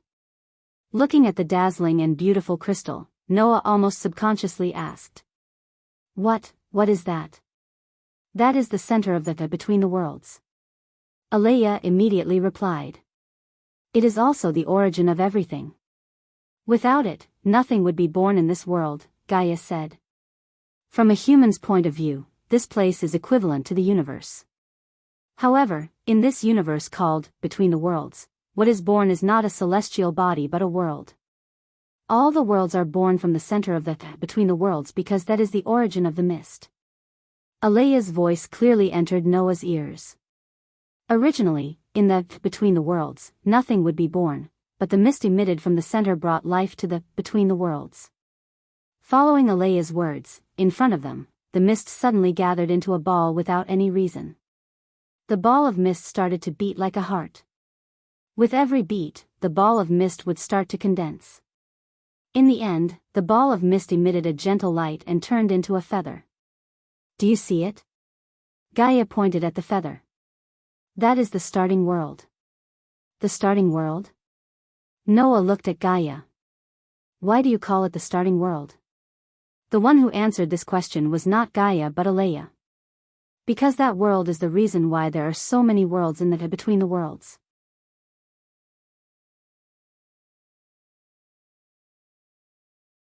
Chapter 1629. In fact, this was not something difficult to understand. The universe could give birth to many planets. However, within the range of human observation, life had only appeared on Earth in the entire universe. If it between the worlds was compared to the universe, then the same logic applied. In the beginning of this universe, only one world was born.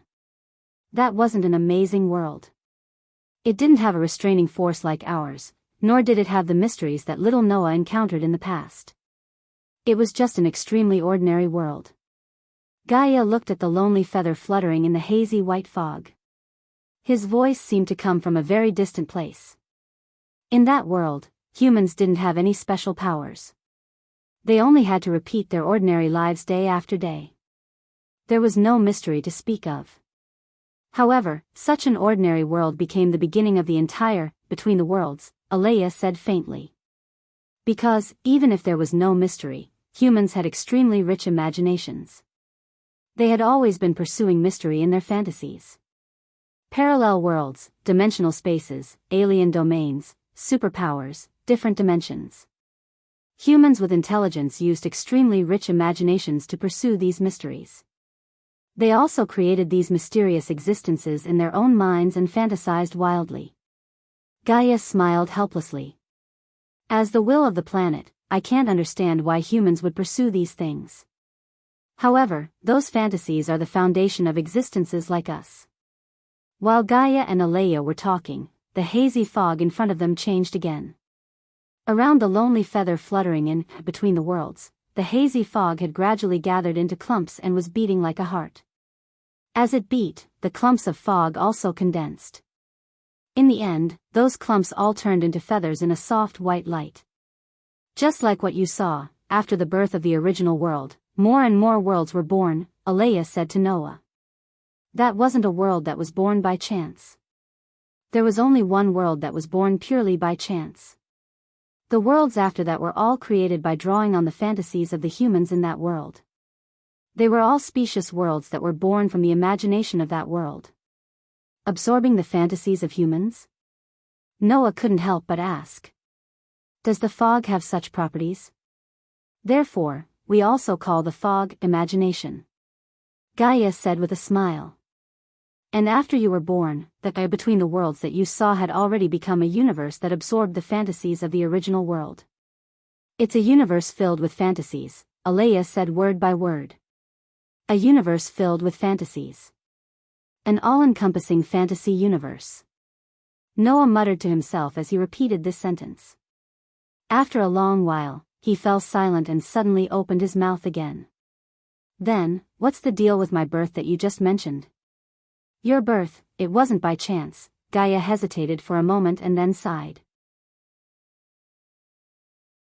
Your existence is a part of fighting against fantasies. Part of fighting against illusions? Noah's hand tightened slightly, and his eyes flickered as he spoke in a low voice. Then, are those red things? Gaia and Alea nodded their heads with a heavy heart. Although the fantasies of the humans in the original world gave birth to many worlds, humans were originally in existence that didn't know whether they were good or evil, Alea said with her identity as the amalgamation of human consciousness. Naturally, if there are good fantasies, there will also be bad fantasies. Those fantasies also became nutrients for the fog and were absorbed by the fog. While speaking, the fog in front of them changed again. A ball of fog gathered together like the world that was born before. It beat like a heart and gradually condensed. However, the ball of fog gradually pulsed and condensed, and its color began to change. From the pure white color at the beginning, it gradually turned into the color of blood. Seeing the ball of blood-red fog, Noah's palm couldn't help but smoke. Gaia and Alea's expressions also became very serious. Under the gaze of the three people, the blood-red fog continued to shrink. In the end, accompanied by a bloody light, it turned into a red space. That is the existence that absorbed all of the evil fantasies. Gaia bit her lips. All of the disasters started from there. As his voice faded, the scarlet space suddenly began to crack, creating many cracks.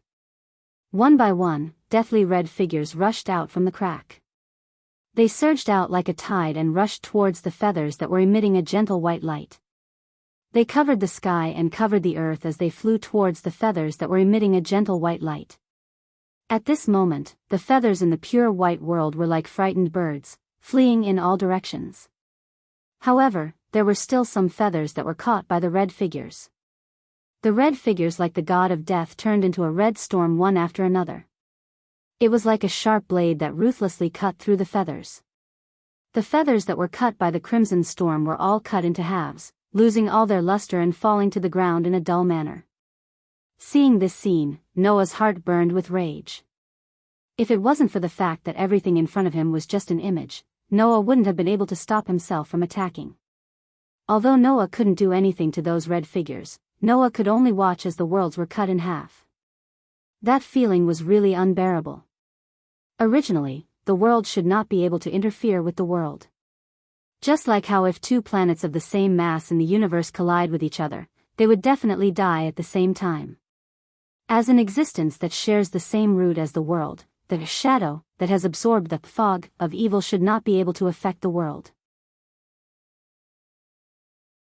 Alea continued to speak with an incomparably calm and indifferent tone. However, those red figures are the embodiment of the evil fantasies. They are like cells that are born with the ability to devour. They can affect the worlds and even destroy them. Fortunately, those worlds were born from the evil fantasies, Gaia added. As long as the worlds in the space between worlds aren't completely destroyed and the people's fantasies still exist, then these worlds can be repaired. Wait. Noah was suddenly startled. Doesn't that mean, looks like you've already thought of it, Gaia faintly sighed. That's right. The only things that can be repaired are the worlds that were born from the evil fantasies. If the original world is destroyed, then it definitely can't be repaired. And as luck would have it, the starting world was destroyed. Alea looked up and stared ahead. It was during the first shadow hunt. Noah followed Alea's gaze and looked forward. There was a feather that wasn't cut in half like the other feathers. Instead, it was shattered like glass by the red storm, leaving behind only a pile of debris. The shadow that was born from the evil thoughts can affect and destroy other worlds, but other worlds still can't interfere with it, as it has the same origin, Gaia slowly said. Under such circumstances, a portion of the worlds that had perfect wills began to realize that they had to think of a solution. Otherwise, these worlds that had no resistance at all would one day be completely destroyed. For this reason, the world itself initiated an action that all the other worlds responded to and began. Alea turned his head and looked straight at Noah. They gathered the fragments of the original world that could no longer be repaired and gathered the power of all the worlds to turn those fragments into a life form. This sentence made Noah's heart beat fiercely. Because the original world could no longer be repaired, the world successfully interfered with its fragments and also successfully injected life into those fragments, turning them into a human. Gaia held Noah's hand and looked straight at him. That person is you, Noah. What formed your body was the fragments of the original world. What formed your life was the power of all the worlds. Alea also held Noah's hand. Therefore, you are in existence on the same level as the worlds. You are also the child of the worlds born from the many worlds. You can freely travel between worlds, find the lost world fragments, and repair the destroyed worlds. After all, every world here was born from the human imagination of the original world that formed Noah's body. Noah was born with the ability to repair these worlds. As for the shadow that was born from the evil thoughts, it was also an illusion of evil that was obtained from the original world. Therefore, Noah should have the ability to interfere with the other side and eliminate all the disasters that were born from the evil thoughts.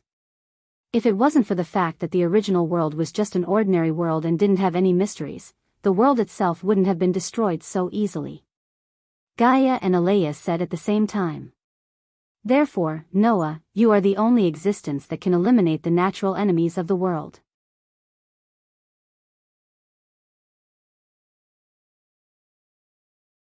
Chapter 1630. When the dazzling white light began to fade, Noah, Gaia, and Alea returned to the pure white world. Noah opened his eyes with a complicated expression. Gaia, who was still holding Noah's hand, couldn't help but speak. After you were born, for your growth, the many worlds here sent you into one of them. After all, even though you've been bestowed with sufficient intelligence, emotions are something that can only be developed through contact with all sorts of people, Alea said. Although the worlds gave birth to you, they didn't want to treat you as a tool.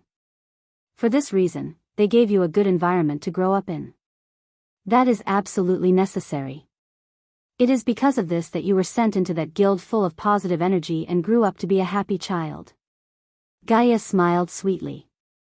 As for us, we were given the mission of guiding you by the various worlds. That is why we were able to form a connection with you. Don't worry, I don't doubt your intentions. It's just that I didn't expect to have such a background. Noah could only bitterly smile. Moreover, even if you made me sound so powerful, I still couldn't do anything to those shadows. That is because your true strength hasn't been activated yet. Alea immediately said. No matter what, you are still a life formed from the fragments of a world. Although the original world has been destroyed, there is no doubt that your body contains the potential to become an existence that can rival worlds. In other words, little Noah, you have the potential to become an existence that can rival worlds. Gaia reached out a hand and pressed Noah's chest. Isn't it because you came into contact with that possibility that you realized your mission and discovered the existence of the culprit that destroyed the original world? Hearing Gaia and Alea's words, Noah couldn't help but speak. But, that possibility can't be activated at all. That is because the power you use to activate that possibility is too weak. Alea shook her head. That is a possibility that can rival an entire world. If you don't use the power of an entire world, you won't be able to activate it. Even if you are lucky enough to activate it, with your current human body, you will instantly explode from that huge possibility. Noah was shocked and felt a lingering fear. There was actually such a serious consequence? However, was it a possibility that could rival an entire world? No wonder the power of a sun couldn't be activated. Then what should I do? Noah said helplessly. Even if I can activate the possibility in my body, I won't be able to withstand it. Not to mention not being able to activate it, right? No problem. Gaia solemnly said. We have long been prepared. At this moment, the surrounding feathers that were dancing in the air began to rotate, flashing one after another. Gaia and Alea stepped forward at the same time. As though they were holding something, they slowly raised one of their hands. Wang! Suddenly, the entire space between the worlds began to tremble, and the ground emitted a blinding white light. Noah subconsciously squinted his eyes.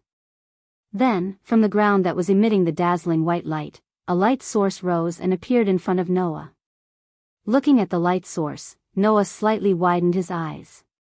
He saw that in the light source, there was a piece of crystal. It was a piece of crystal clear, pure and clean, as clear as water. That is, Noah said in surprise. Isn't that the center of Between the Worlds? Ever since Shadow appeared, the worlds hid the center of Between the Worlds to prevent Shadow from finding it. Alea said as if it was a matter of fact. No matter what, it is the center of the Between Worlds, the source of the imaginative power. Without the imaginative power, a mere fantasy would not have become a factor in the entire Between Worlds situation. And if Shadow finds the center of the world Between Worlds, it might be able to absorb the imaginative power produced by this crystal, causing more imaginative power to be filled with evil fantasies. Who knows? Gaia explained. Therefore, the worlds hid it. Now, it is time for it to be used. In the end, the origin of the world should be imaginative power. Illusions are just designs and accelerators.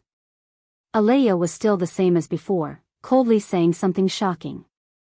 Since the so-called sovereignty of the sun has no way of drawing out the possibility in your body, then we will use the imaginative power produced by the center of Between the Worlds to convert the sovereignty of the sun into the sovereignty of the world. That will do. What? Noah was really stunned. Sovereignty of the world? Not only will you convert the sovereignty of the sun into the sovereignty of the world, but in order for your body to be able to withstand the huge possibility of a world, you will also need to convert the favor you received from God, which is your ability value, into the favor of the world. Gaia raised her fingers and calculated. In addition, the power you received from God can also be converted into the power of the world. Sovereignty of the world, the power of the world, and the favor of the world can absolutely perfectly convert the possibility in your body into the power of a world. At that time, you will be able to stand on the same level as Shadow. Alea raised her eyes and looked at Noah. It is for this purpose that we suggested you to travel between the worlds and work hard to increase your strength. In the end, you will find a suitable power to convert with imaginative power and draw out the power in your body. Things are progressing more smoothly than we expected. Little Noah, the sovereignty of the sun, the power of God, and the favor of God that you received are all suitable to be converted with imaginative power and upgraded to the power of the world. Everything is on the right track. Gaia took a deep breath. Now, it is time to counterattack. Little Noah, are you ready? Hearing this, Noah raised his head and looked at the sky out of reflex. There, the red storm outside the powdery light film had turned back into the red shadow of the Grim Reaper. It was flying back and forth outside the light film like a swarm of locusts, making one's scalp go numb. However, the Grim Reaper's tide didn't have any thoughts of retreating. Presumably, the Grim Reaper's tide should have realized that Noah was the only existence that could threaten them, so they definitely wouldn't retreat before killing Noah, right? It was because of this that last time, when the Grim Reaper came out to hunt, Gaia and Alea hurriedly called Noah over and didn't hesitate to kill him once to avoid being discovered by the Grim Reaper. At the thought of this, Noah also took a deep breath, calmed himself down, and looked at the translucent crystal. "What should I do?" "Relax your body," Alea directly said. "Release your power, sovereignty, and favor." Noah nodded heavily and closed his eyes and the next moment, Noah's body flashed with a dim light. In the dim light, on Noah's body, a stone plate with 10 patterns connected to it, with a sun in the center and 24 engravings in the sun slowly floated forward. At the same time, on Noah's back, mysterious characters jumped up and lined up neatly. Like a stream of light, they flew out and circled around the stone plate. Seeing this scene, Gaia and Alea nodded at the same time. "Leave the rest to us," Gaia said to Noah. "Little Noah, don't worry, we will definitely succeed in turning your power, sovereignty, and favor into a power equal to the world." "Will it take a long time?" Noah pointed upwards. "Will the light screen be able to withstand it?" "I don't know." The light film was formed by us fusing a trace of imaginative power into the Gate of Babylon. Even we were only able to temporarily leave our world and enter the world between worlds with the help of imaginative power, Alea explained. Once the imaginative power is exhausted, the light screen will disappear, and we will return to our original world. There is only one chance like this, and it can't be replicated again. We have to race against time and complete the imaginative power conversion as soon as possible. Gaia patted his chest. "Well, in short, leave everything to us." "Then what should I do?" Noah frowned. "Could it be that I'm just going to watch from the side?" Gaia and Alea looked at each other. "That's true." Gaia muttered to himself for a while before speaking. "Since that's the case, little Noah, go and do what you want to do." "Do what I want to do?" Noah was stunned. "No matter what the result is, this time, you have to face the disaster that is active in the between worlds. In the end, it would be good if you win, but if you lose, whether it is you or your family, friends, or lovers in the thousands of worlds, they will all die together." Alea reminded. "Just do what you want to do, and don't leave any regrets." Noah was silent.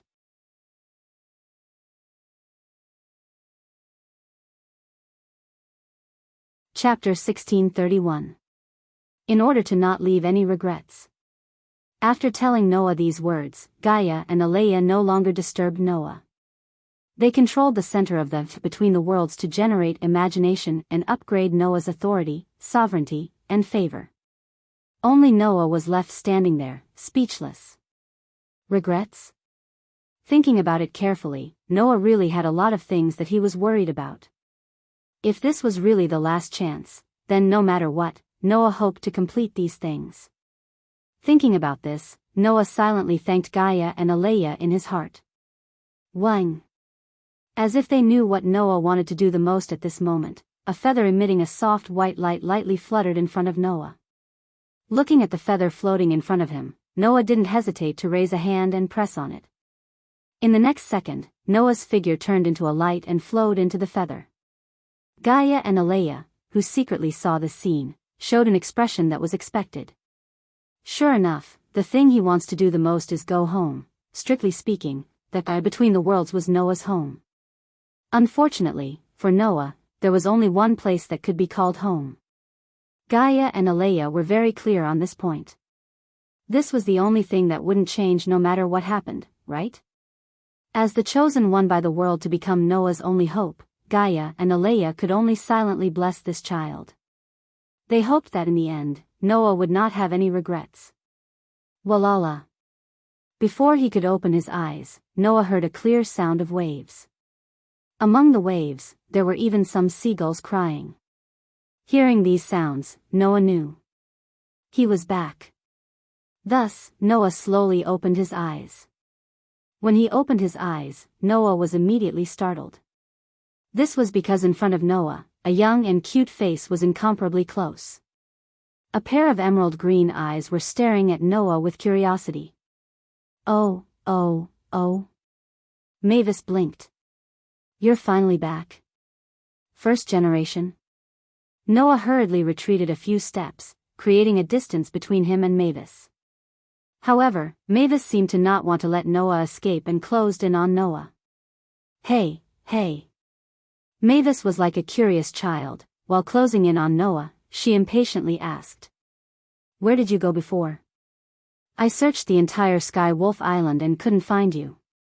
Hearing this, Noah was puzzled by Mavis' question and curiosity at first, but then he realized. Before leaving this world, Mavis had used one of the 3 great spells of the fairy tale, called the Fairy Sphere, to freeze the entire Sky Wolf Island. This was an absolute defense spell that could even freeze time. In a situation where he couldn't break through it, where could Noah go? In the end, Mavis was stunned that she couldn't find Noah in the vicinity of the Sky Wolf Island. No wonder Mavis was so curious. However, Noah didn't answer Mavis' question and instead looked around. At this moment, Noah was on the beach of the Sky Wolf Island. Outside, there was a boundless sky and sea. As for the barrier of the fairy sphere, it had long since disappeared. As expected, the absolute defense spell has been removed. Noah muttered. 7 years have already passed outside? Mavis had said that if he wanted to remove the power of the fairy sphere, he would have to spend 7 years. Now, since the barrier of the fairy sphere could no longer be seen, it proved that this super spell had already been removed. Therefore, 7 years should have passed in this world. To be exact, it should be 7 years and a month. Mavis corrected. Since the power of the fairy sphere was removed, a month has already passed. This explanation wasn't out of Noah's expectations. It wasn't something that was hard to understand. Because time was frozen and needed 7 years to unfreeze, when 7 years had passed in the outside world, only a moment had passed in the Sky Wolf Island. At that time, Noah, who was on the Sky Wolf Island, had chosen to leave this world and head to another world.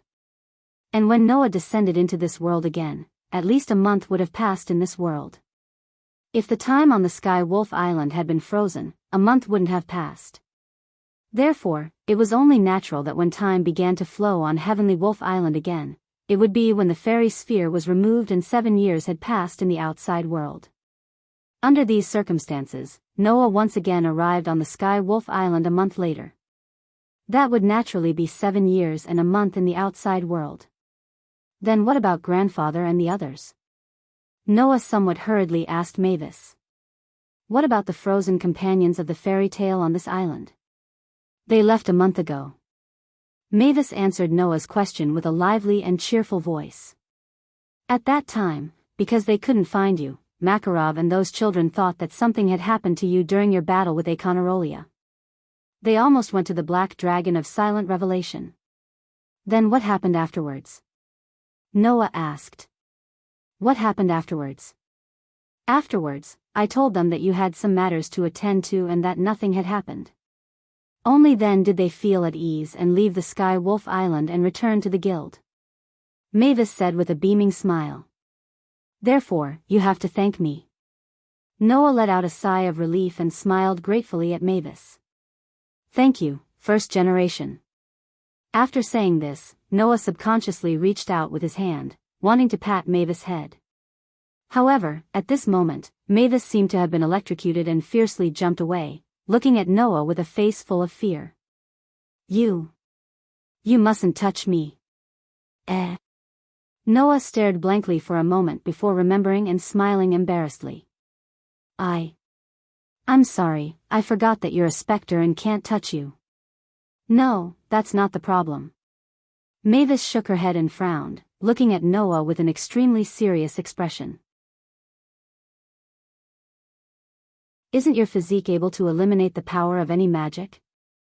For an existence like me that doesn't even have a physical body, if I were to be touched by you, I wonder if I would also be eliminated. Noah scratched his cheek. That's impossible, right? I've never heard of a resistance to curses being able to eliminate the existence of specters. For an existence like me, I don't even know what kind of recognition will be given to me. If I'm considered to be an existence similar to magic or related to magic, then it's not impossible for you to eliminate me. Mavis shook her head without any room for discussion as she puffed up her cheeks. Moreover, I'm an elder. Casually touching an elder's head is an impolite thing to do. Elder, huh? Noah looked at the angry Mavis with an extremely strange expression as he muttered to himself, "Don't worry, Mavis. No matter how you look at it, I'm the older one, right?" Mavis looked at Noah angrily. "You just said something impolite, didn't you?" "No. Nothing like that." Noah laughed dryly and hurriedly changed the topic. "Since everyone has gone back, it's better for me to hurry back as well. I don't know what has become of Fairy Tale. After losing their main force for 7 years, I'm afraid that Fairy Tale has already encountered a lot of problems, right?" Thinking of this, Noah could no longer sit still. "Go." Mavis smiled tolerantly. "Remember to send my regards to everyone in the guild." Noah nodded heavily and looked towards the ocean, slowly clenching his fist. He hoped that the guild would be safe.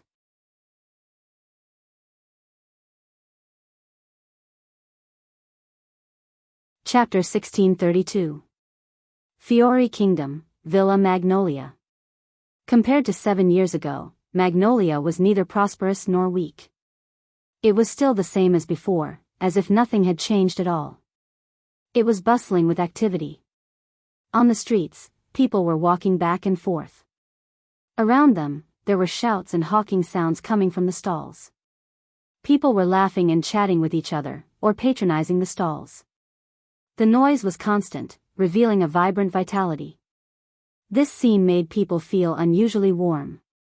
However, walking on this street, Noah frowned slightly. It was not that he felt uncomfortable, but the conversation of the people around him caught Noah's attention. "Did you hear? The main members of Fairy Tale seem to have returned." "Main members?" "That's right. Don't tell me you've forgotten that 7 years ago, the main members of Fairy Tale went missing after they went out to sea?" Oh, I remember now. There was indeed such a thing. I heard that the missing members seem to have returned a month ago. So that means that the guild is preparing to rise again? How can that trash guild rise again? Even if the main members are back, what can they do? It has already been 7 years, right? Well, that's true. A trash guild will always be a trash guild. Yeah. Noah's frown deepened as he listened to the conversation. There was a hint of anger and helplessness in his dark and deep eyes. Sure enough, 7 years will definitely cause problems. Noah was already mentally prepared for this. However, after confirming this, Noah's mood was both helpless and relieved. He was helpless because this result did not change. As for the sigh of relief, it was naturally because of the news about Fairy Tale. Although he did not know the current situation of Fairy Tale, but from the conversation of these people, the guild seemed to still be alive. As long as the guild was still alive, it was fine. Now, Noah clearly knew what kind of existence he was, and what kind of fate he had to bear. Under such circumstances, if Fairy Tale did not exist, then Noah really did not know what would become of him. Fortunately, the worst thing did not happen. However, even if the worst did not happen, from the conversations of the people around him, he could tell that Fairy Tale was not in good condition. He wondered how his former companions were doing now. At the thought of this, Noah couldn't help but quicken his pace as he headed in the direction of the Fairy Tale Guild. Under the illumination of the sun, the signboard of the Fairy Tale Guild flashed with a dazzling light. A flag with the guild emblem of Fairy Tale fluttered in the wind at the top of the castle-like building, silently announcing to the world that the guild that was once the #1 guild in the kingdom of Fiori was still alive and kicking. Noah directly walked into the guild and pushed open the door. If it was in the past, all the noises that belonged to fairy tale would have immediately entered Noah's ears. However, this time, such noises did not ring out. This was because the entire hall of fairy tale was extremely empty. There was not a single person in sight. Noah's expression immediately darkened. He silently lifted his foot and walked into it. Tap, tap, tap, tap, the clear sound of footsteps reverberated in the air, bringing about a lonely atmosphere. This was something that would never have happened in the previous fairy tale. But now, Noah felt like he was the only person in the world, and a sense of loneliness rose in his heart. This feeling of loneliness was broken in the next second by a voice. Noah? A trembling voice rang out. Hearing this voice, Noah's footsteps paused, and he immediately turned his head to look at the source of the voice. In the next moment, two figures appeared in front of Noah's eyes. They were two middle-aged men who were at least 40 years old. At this moment, these two middle-aged men were looking at Noah with an expression of disbelief.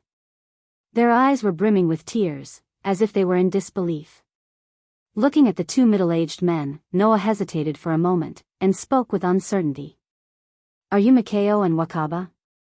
After hearing Noah's words, the two middle-aged men finally believed what they had seen. You're back. Noah. Makeo was overjoyed. That's great. You're finally back. President and the others didn't see you when they came back, so we thought something had happened to you. Wakaba was also overjoyed. Looks like you're safe, that's great. Seeing Makeo and Wakaba's joyous expressions, Noah's heart finally felt full. No matter what changes had happened to Fairy Tale, the only thing that mattered to him was the feeling of caring for his companions. Even after 7 years, it still hadn't changed.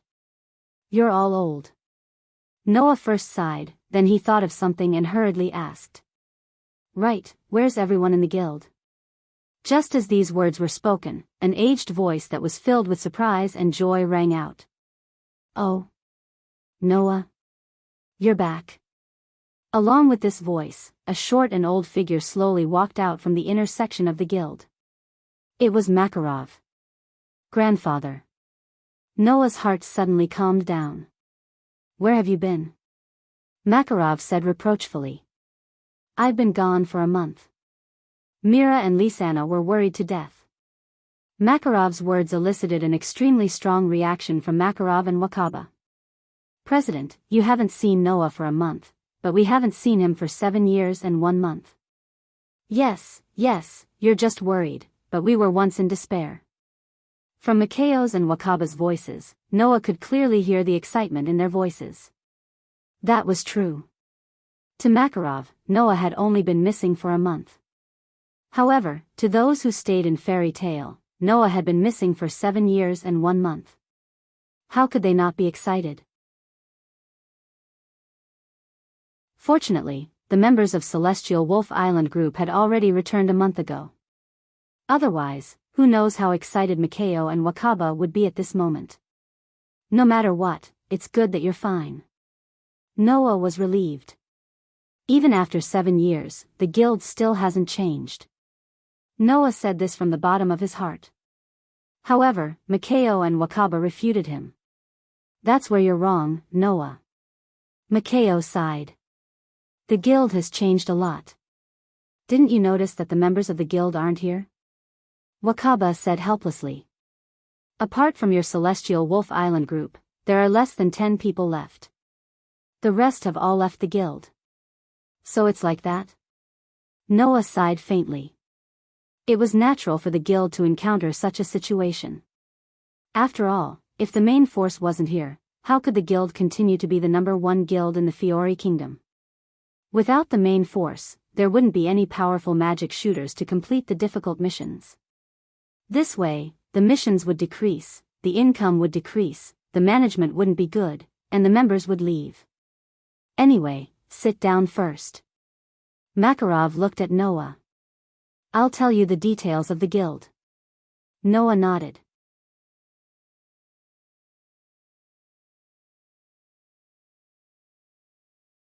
Chapter 1633. During these 7 years, many things had happened to Fairy Tale. Due to the need to remove the ice on Heavenly Wolf Island, Mavis had sunk the entire island to the bottom of the sea to prevent any disturbances or trouble. The disappearance of Heavenly Wolf Island was finally discovered a month after Noah's group left the guild. At the same time, the news of Heavenly Wolf Island being attacked by the black dragon Achinalia, who had destroyed a country in silent revelation, had also spread throughout the continent. Fairy Tale, who thought that the main members of the guild and Heavenly Wolf Island had been destroyed by Achinalia, fell into chaos and despair. In the end, all kinds of problems arose. For example, after knowing that the main members of the guild were no longer around, the number of requests for Fairy Tale became fewer and fewer, making it difficult for the guild to operate. Another example was the remnants of the Dark Guild and the Magic Order that had been annihilated by the Fairy Tale. They had also come knocking on the door and launched more than one attack. Facing all of this, the guild's situation worsened by the day, and finally, the guild's members began to withdraw. Now, aside from the main members who had met with misfortune on Heavenly Wolf Island, the guild only had less than 10 members left. Fortunately, Noah had a bad premonition before leaving for Heavenly Wolf Island. He had squandered all of his wealth to purchase large amounts of magic crystals and gave them to Mikao, Wakaba, and the others for them to use when necessary. It was precisely because of these magic crystals that Fairy Tale was able to activate the runic defense system that Noah had left in the guild, blocking the attacks of many dark guilds and magic order. Not only that, when the guild was in a financial crisis, Mikao and Wakaba had sold off a portion of the magic crystals and earned a lot of money, allowing Fairy Tale to survive until now. If not for those magic crystals, even if Fairy Tale was still around, they would still be in debt. They might not even be able to protect the guild building. The magic crystals you left behind gave the guild a chance to breathe.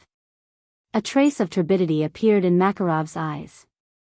On the other hand, as the guild leader, I didn't leave anything behind, causing the members of the guild to suffer greatly. Back then, I only thought that something would happen. I didn't expect something like this to happen. Noah shook his head. It's really great that I left something behind back then. You've been a great help, Noah. Mikao patted Noah's shoulder. In these 7 years, I have more than once felt admiration and gratitude for your foresight. If it weren't for those magic crystals, our guild would have long since fallen into poverty, right? Wakaba bit his pipe as he exhaled a puff of white smoke. Even though, right now, our guild is also very poor and very weak, that's right. In the past, Noah had long since used up all the magic crystals he had left behind. Coupled with the withdrawal of a large number of members, Fairy Tale had really fallen into a state of poverty. If Noah's group still hadn't returned, Mikao and Wakaba would have had no choice but to borrow money from others. They might have even sold the guild building, right? No matter what, the members of the Heavenly Wolf group had returned at just the right time. It's really great that we didn't sell the guild building. Mikao nearly cried. Otherwise, as the 4th-generation guild leader, I wouldn't have the face to meet you. You only became the guild leader because no one in the guild had more experience than you. You don't have to talk about it all the time. Wakaba unhesitatingly tore down Mikao's mask. Now that the guild leader and Noah have returned, do you think you still have a share in the guild leader's position? Shut up. Of course, I know that. Mikao flew into a rage out of humiliation. I'm just saying it for fun. Can't I? The 2 veteran members immediately started arguing in front of Makarov and Noah. Noah and Makarov didn't know whether to laugh or cry, but at the same time, they let the 2 go. Since everyone has returned, where are the others? Noah looked at Makarov. Why don't I see anyone? Right, you still don't know about this matter. Makarov finally remembered this matter. He picked up a glass of wine and took a swig as he explained, that's right. Everyone went to cultivate. Cultivate? Noah was surprised, but immediately understood. So that's how it is. Are you planning to get back the 7 years of blank time? In this era, the main members of Fairy Tale were still as strong as they were 7 years ago. In other words, everyone else had obtained 7 years of growth time. Only the main members of Fairy Tale didn't have the slightest bit of growth in these 7 years. I'm afraid that Naz, Gray, and the others, who were able to occupy the first line of combat power in Fairy Tale, have already been reduced to the level of slightly stronger magic shooters in this era? If they didn't cultivate properly and got back the 7 years of blank time, even if the main members returned, there wouldn't be many people who would entrust them with difficult tasks. This was also the reason why people thought that even if the main members returned, Fairy Tale would still be a trash guild. Now, Fairy Tale is no longer the #1 guild in the kingdom. Instead, it has become an existence at the bottom. Makao complained. For example, Lamia Scale and a Blue Pegasus have now far surpassed us. Especially Lamia Scale, they are now the #2 guild in the kingdom. They are much stronger than us. No matter what, in Lamia Scale, there is still a Tura. Wakaba shrugged. They have a member of the top 10 Saint Magicians and a combat expert like Leo. It's impossible for them not to be strong. #2 in the kingdom? Noah noticed another detail. Then, who is the #1 in the kingdom?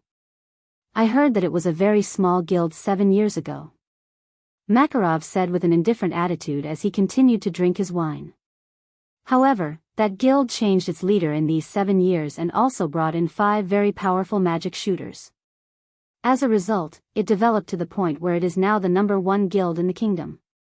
In other words, it's that guild that replaced us, right? Noah looked at Makao. What is that guild called? The guild is called Saber-Tooth. They are very powerful. Makao stroked his chin. In my opinion, that guild is much stronger than when we were at our peak 7 years ago.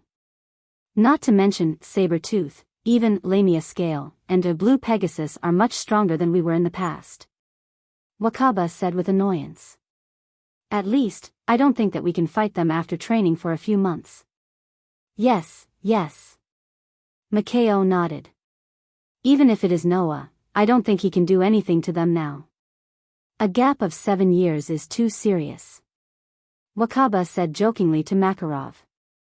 Leader, why don't we learn from Saber-Tooth and change the leader? Maybe we can return to our peak in a short time? Wakaba's words made Makarov stop drinking and narrow his eyes. You reminded me.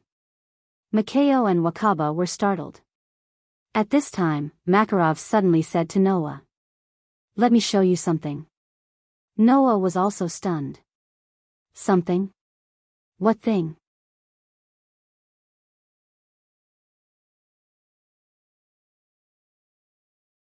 Chapter 1634. Magnoria, Fairy Tale Guild. This was the underground of the guild. Under Makarov's lead, Noah walked down the stairs in the dim tunnel. Looking at Makarov, who was leading the way, Noah hesitated for a moment before he chose to speak. Grandpa, what are you going to show me? Makarov didn't turn around or answer. He just kept walking down the stairs. After a while, Makarov spoke. On Sirius Island, you once brought back a young man, right? Makarov's words made Noah's expression freeze slightly. That young man seems to be the black magician Jerf who existed 400 years ago. Makarov's voice became solemn. Is this true? I don't know.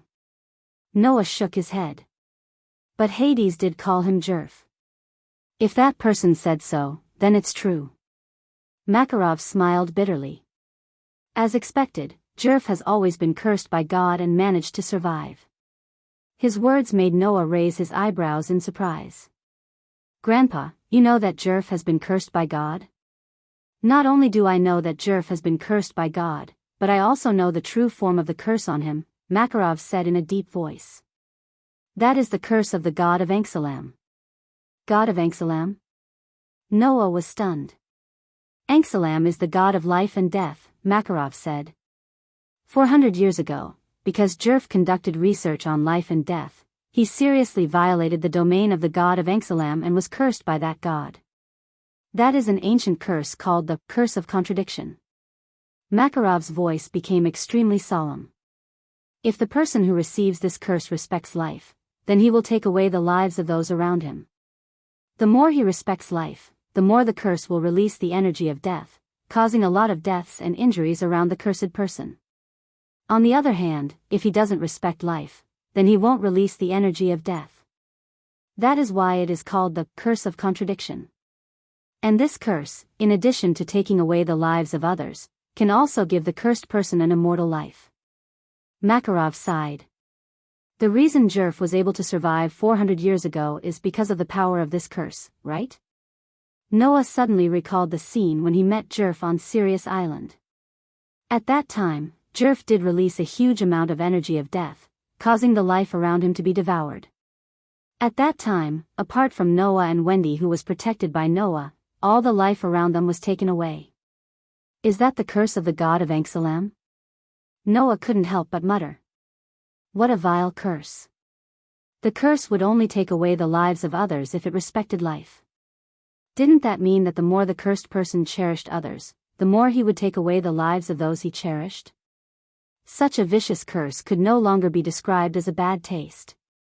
The reason why Jerf was so desperate and agitated to beg Noah to kill him was because he was tortured by this curse, right? Moreover, the most vicious black magic shooter in history was someone who respected life. That was equally shocking.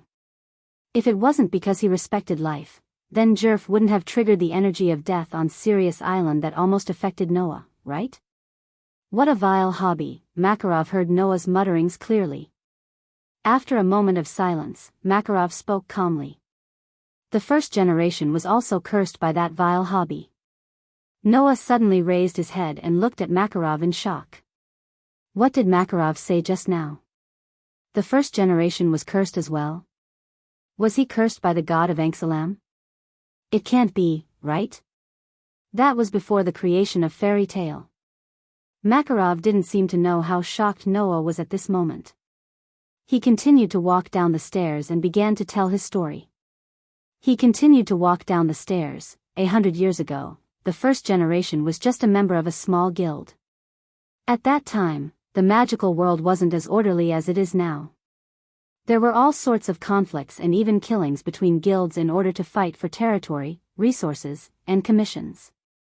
This made the era very chaotic. Makarov's voice rang clearly in the passage. At that time, the guild that the first generation was in was destroyed because of a dispute. The first generation then wandered to Sirius Island and lived there. After that, the first generation met 3 treasure hunters who came to Sirius Island to look for treasures. They left Sirius Island together and came to Magnolia. Makarov paused slightly. Along the way, the first generation and the 3 treasure hunters met an incredible black magic shooter, and learned magic from him. Black magic shooter. Noah's eyes began to sparkle. That so-called black magic shooter should be Jeffrey, right? Did that mean that the first generation learned his magic from Jerf? This was yet another shocking fact. At that time, Magnolia was under the control of a dark guild, and the lives of the people were very difficult. Makarov continued. In order to save Magnolia from the hands of the dark guild, the first generation used an incomplete black magic. In the end, he paid the price of his body being unable to grow. So, the reason why the first generation's body was so petite was because of this? After that, the first generation and the 3 treasure hunters created Fairy Tale, and became the 4 founders of Fairy Tale. Makarov glanced at Noah. Among them, there was Hades, whom you defeated. In addition, my father, your great-grandfather, Yuri Doria, was also among them. After that, everything in Fairy Tale was on the right track. The first generation also worked hard on various activities for the development of Fairy Tale. Makarov closed his eyes. Until one day, the first generation met Jerf again, and learned something from him. Hearing this, Noah understood. Seems like you've guessed it. Makarov's voice sounded a little old. That's right, the first generation's body didn't stop growing. Instead, like Jerf, he was cursed by the god of Anxalam, and became immortal. But, isn't that a little strange? Noah couldn't help but ask. Since he's immortal, why did the first generation die? That's because the god of Anxalam's curse will cause those who cherish their lives to harm those around them. In order not to harm his companions in the guild, the first generation left the guild, found Jerf, and asked him to kill him, Makarov explained. But Jerf asked the first generation to kill him if there was a way. As two people with immortal lives, both the first generation and Jerf couldn't kill each other. Because of that, they were heartbroken that each other didn't cherish their own lives. Makarov shook his head and sighed. In the end, this action triggered the curse of the god of Angsalam, who both respected each other's lives to the greatest extent, causing the two of them to start taking each other's lives at the same time. Take each other's lives at the same time? Noah frowned. But the first generation and Jerf are both immortal, right? They can't be killed, right? That's right. Makarov nodded. Therefore, the curse of contradiction created an even greater contradiction, allowing the side with the stronger curse to take away the other side's life that should have been immortal. In other words, only one of them died in the end. There was no need to explain who that person was. That was how the first generation was killed by Jerf's curse.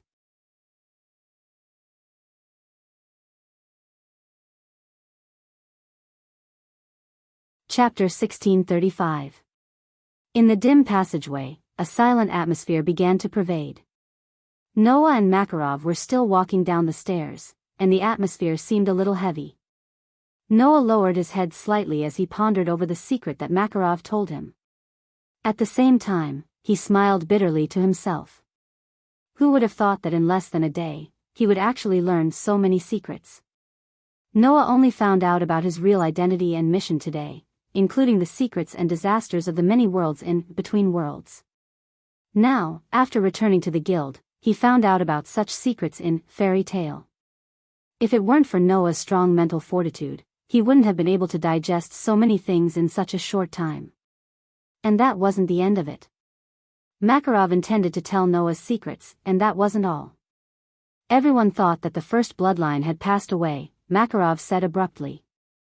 But, in fact, the first bloodline didn't really die at that time. Noah was stunned on the spot, and he didn't know how to react. What's going on? Makarov seemed to have seen through Noah's confusion and explained the truth. At that time, the first bloodline was only in a state of suspended animation. His heart was still beating. Jerf sent the first bloodline, who was in a state of suspended animation, back to Fairy Tale. At that time, the second-generation guild leader, Presido, also known as Hades, discovered that the first bloodline wasn't dead, so he used the magic crystal in the guild's basement to revive the first bloodline. This attempt ended in failure. Speaking of this, Makarov clenched his fists with a heavy expression. However, Hades lived up to his reputation as a genius who was closest to the demonic abyss. Although his attempt ended in failure, he unexpectedly developed a magic spell that transcended eras by using the first generation's body that was sealed in a magic crystal and possessed the semi-permanent life support ability of the first generation. The three great spells above, Fairy Tale, Fairy Law, Fairy Glitter, and Fairy Sphere. Makarov said word by word. That is the permanent spell, Fairy Heart. Fairy Heart? Noah muttered softly. There was shock and astonishment in his voice. A spell developed from the semi-permanent life support ability of the first bloodline? Only the guild masters of Fairy Tale knew about the existence of that spell. We also called it Lumen Starlight, Makarov reminded him. You should still remember when Hades came to Magnolia and spent a lot of effort to kidnap our guild members, right? Of course, Noah remembered this matter. After all, at that time, Hades specially came to Magnolia because of Noah and spent a lot of effort to kidnap the members of Fairy Tale, forcing Noah to come out of town. At that time, the reason why Hades didn't dare to attack Magnolia directly and chose to go to such great lengths was because he was wary of the existence of Lumen Starlight, Makarov said. As long as that is there, no matter what kind of enemy we face, we have a chance of winning. Even if it's Jerv and Econarolia, it's the same. Makarov's words made Noah more or less silent. So, there was such a trump card in Fairy Tale? But, there was no way for others to know about it. Not to mention other things, just the Lumen Starlight itself was developed with Mavis' body as the center, and the principle of its establishment was because Mavis had been cursed by Anxalam. If this matter was spread out, it would definitely affect the entire fairy tale, right? Moreover, this permanent spell was developed with Mavis' body, which was equivalent to a human experiment. If the council knew about this matter, then fairy tale would very likely be banned. Not to mention, if Lumen Starlight was really a magic that could defeat even Jerf and Aconorolia, then it would definitely attract the covetous eyes of all kinds of people, making fairy tale a target of public criticism all of a sudden. Apart from that, the various secrets related to Lumen Starlight would also cause all kinds of trouble. For example, if the world knew that the founders of fairy tale, like Mavis, Hades, and Yuri had learned magic from the fiercest dark mage in history, it was not impossible to report fairy tale and have the council demote fairy tale to a dark guild. So, this was a secret that only the guild leaders of each generation knew about, right? And now, since Makarov had told this important matter to Noah, it could only mean one thing. "Grandfather," Noah said with a complicated expression. "Are you preparing to retire?" Because of the magic crystals you left behind, fairy tale was given a chance to breathe in these 7 years, which proved that you were farsighted. Makarov was silent for a while, then sighed. "This old man is already old, and my grandson is so outstanding. It is time for me to retire." Noah opened his mouth, but in the end, he did not say anything. Just like what Makarov said, he was already old. If possible, Noah also hoped that Makarov would be able to enjoy his old age in peace and not have to worry about the guild's matters. He would be able to enjoy the happiness of his family at home. As for the guild, it was not like Noah had never been the leader of a guild. Was he afraid that he would not be able to do it? However, Noah did not know how long he would be able to be the guild leader. After all, not long after, Noah would also have to fight against the disasters that threatened the various worlds. At that time, if he succeeded, then it would not matter. If he failed, then Noah would be destroyed by Shadow, along with the myriad of worlds. Since that was the case, then there was no need to be calculative.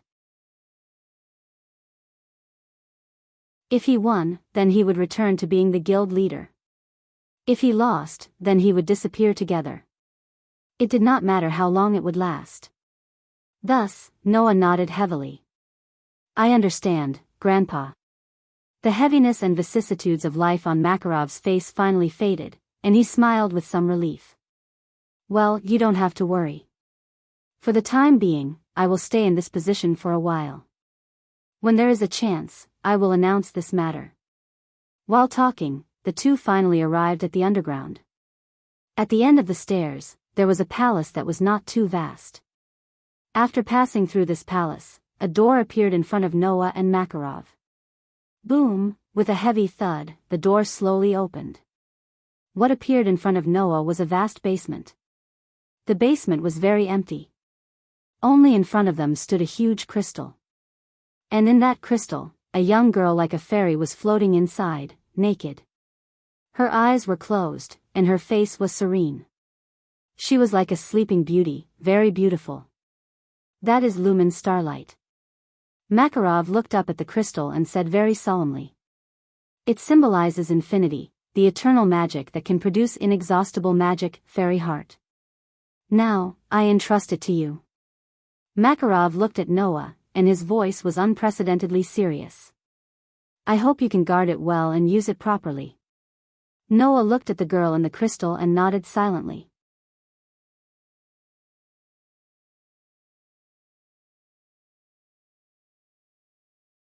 Chapter 1636. In the basement, a huge crystal shone in the darkness. Inside the crystal, a naked, seductive girl with her eyes closed was suspended in the air. That scene was both beautiful and sacred, causing others to be unable to produce the slightest trace of evil thoughts. After explaining everything, Makarov had already left. Thus, Noah was the only one left in the entire basement. Looking at Mavis floating within the resplendent crystal, he softly muttered. "Fairy heart?" It symbolized infinity, and was able to unleash eternal magic that would never run out. With this, even if I wanted to have everything, it wouldn't be difficult, right? Why was the third perpetual motion machine called the crystallization of dreams? It was because it could create infinite energy out of nothing. With the third perpetual motion machine, not to mention wealth, it was not impossible to create weapons that could destroy the world. Therefore, the third perpetual motion machine that was abused by malicious people would become a factor that led to the end of humanity, making Az-Dakaha the final trial of humanity. It was the same principle. For this world that had integrated magic into life, magic was an energy source, and could be said to be everything. With the ability to use eternal magic that would never run out, it would be easy to get whatever you wanted. However, like the third perpetual motion machine, this perpetual magic was a double-edged sword. If it was used well, it would naturally be able to unleash unimaginable miraculous effects. But if it was not used well, it would definitely be the same as the third perpetual motion machine that led to the end of humanity, becoming a factor that would destroy humanity. The existence that was related to infinity was basically like this, always influencing the direction of the world and humanity. In the world of Demon High School, the infinite dragon god Orpheus, who was above everyone, was like this. In the world where problem children came from another world, the third perpetual motion machine that became a factor of humanity's final trial was like this. In this world, the fairy heart, which symbolized infinity, was the same. Even if Noah had the third perpetual motion machine, didn't he also have the ability to influence the direction of this world and human society? The principle was the same. So, grandfather was right, if this thing was exposed, it would only be a disaster, right? Noah's heart was determined. If that's the case, it's not safe for it to stay here. No one knew that in fairy tale, there was such a basement. The entrance had always been sealed, only Noah and Makarov knew how to enter. Logically speaking, it should be safe for Lumen Starlight to stay here. However, no one could say for sure when it would be found. Rather than that, it is better to keep it by my side. After all, in this world, there was no safer place than staying by Noah's side. Although Noah had left his authority, sovereignty, grace, and even his treasure vault in the space between worlds, Noah's power was enough to deal with all enemies in this world. With the third perpetual motion machine, Noah's magic power, divine power, physical strength, and even mental strength had reached an unlimited level. With Noah's inexhaustible magic power like Lumen Starlight, once he used the strengthening magic, even if it could not strengthen his physical strength to the same level as when he had the ability value, it would certainly not be worse than Hercules in the current world in the form of a servant. In addition, Aster had recovered the power that even the Elven King, who was a world elemental, feared. Athena was also the incarnation of the Sword of Salvation. With Noah's power, if used with unlimited divine power, the power was definitely enough to destroy the gods. Therefore, even if the power, sovereignty, grace, and treasury were all left in between the worlds, Noah still had the power to enter the 4-digit ranks in the box. In this world, the power of the sorcerers could not be compared to the Shura gods in the box. At least, in Noah's view, S-level sorcerers like Alusha and Mira were probably at the bottom of the 5-digit ranks. The 10 great sorcerers were probably also in the 5-digit ranks, but there was still a big gap between them and the top 5-digit ranks of the gods. As for Jerf, the most vicious sorcerer in history, it was possible for him to be at the top of the 5-digit ranks, right? In Noah's memory, in this world, the only existence that could reach the 4-digit ranks was the black dragon, Akonarolia, who destroyed a country in Revelation. That was also the only existence that could pose a threat to the current Noah, right? In that case, Lumen Starlight was in Noah's hands, was it not safe? In view of this, Noah immediately decided how to deal with Lumen Starlight. Clang! With a flash, a dark gold card appeared in Noah's hand. It was the gift card. Because the Gate of Babylon was left in between worlds, Noah only had 4 items with him. 1. 2 elven magic equipment. 2. A necklace with the effect of flight. 3. A ring that was condensed from the magic book of the Pied Piper of Hamel, and was connected to Pest's life. 4. A gift card that could be summoned at will. Without the Gate of Babylon, if one wanted to carry a magic crystal that was taller than a person, one could only use the gift card to store it. The gift card could store gifts. Other than gifts, it could also store food, water, clothes, and other daily necessities. If it's magic, it should be able to be treated as a gift and stored. Noah raised the gift card up high. The dark gold gift card instantly emitted a dazzling light that enveloped the huge magic crystal. The huge magic crystal that sealed the fairy-like beautiful girl immediately turned into a ray of light and was stored into the gift card. Noah smiled with satisfaction and allowed the gift card to disappear into the air. Then, he turned around and left the basement. After 100 years, Mavis' body finally left the dark basement. After leaving the basement, Noah returned to the guild. In the guild, there were still only 3 people, Makarov, and Wakaba. "By the way, Noah, I have something to tell you," Makarov immediately said when he saw Noah appear. "In the next 2 months, you should work hard on your cultivation and prepare to participate in the Great Demonic Battle Exhibition in 2 months. Great Demonic Battle Exhibition? Noah was slightly startled. What's that? In the years that you weren't around, the Fiori Kingdom had an annual ceremony to determine the guild rankings, Makarov spoke first. That is the real hell. Noah, you must not participate. Hell? Noah was curious. Why do you say that? Because. Wakaba said in a melancholy tone. In the past, when we participated, we were always last place. Is that so? Noah raised an eyebrow. So, in the past, Sabertooth was first place? That's right, Makarov said loudly. This time, we will also participate and become the number 1 guild in the Fiori Kingdom once again. With that, Makeo and Wakaba immediately opened their mouths. Impossible. It's impossible. Ignoring Makarov and Wakaba, Makarov continued. Naz and the others are cultivating because of this matter. They have already been cultivating for a month. In 2 months, the Great Demonic Battle Exhibition will begin. After saying this, Makarov looked at Noah. How is it? Noah? Will you participate? Hearing this, Noah smiled. Of course. Although he didn't know what kind of guild Sabertooth was. But in Noah's heart, Fairy Tale would always be number 1. If Fairy Tale isn't number 1, then I will make it number 1. This sentence made Makarov and Wakaba speechless. Makarov laughed out loud.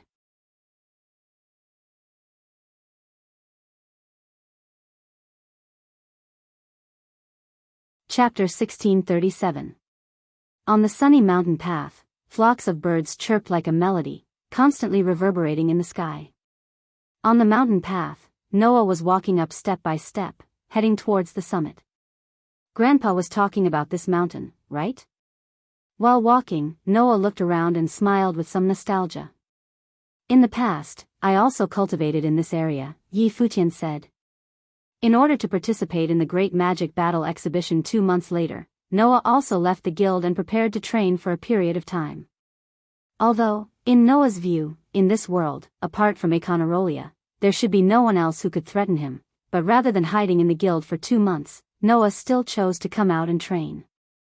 Of course, the current Noah didn't have to endure hardships for several years like before in order to learn magic. This time, Noah only intended to train his energy control.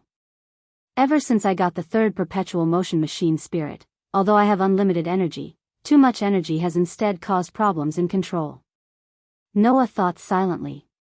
If I can control more energy, then the portion that can be used at one time will also increase, right?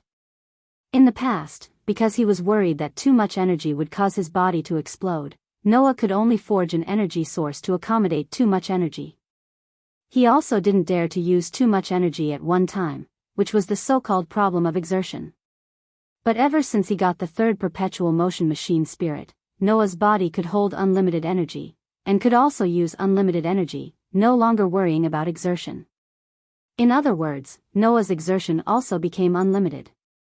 However, if the energy used was not controlled well, it would still cause damage to the body, as well as the mysterious runaway. This problem, when he was a child, Noah was troubled by it.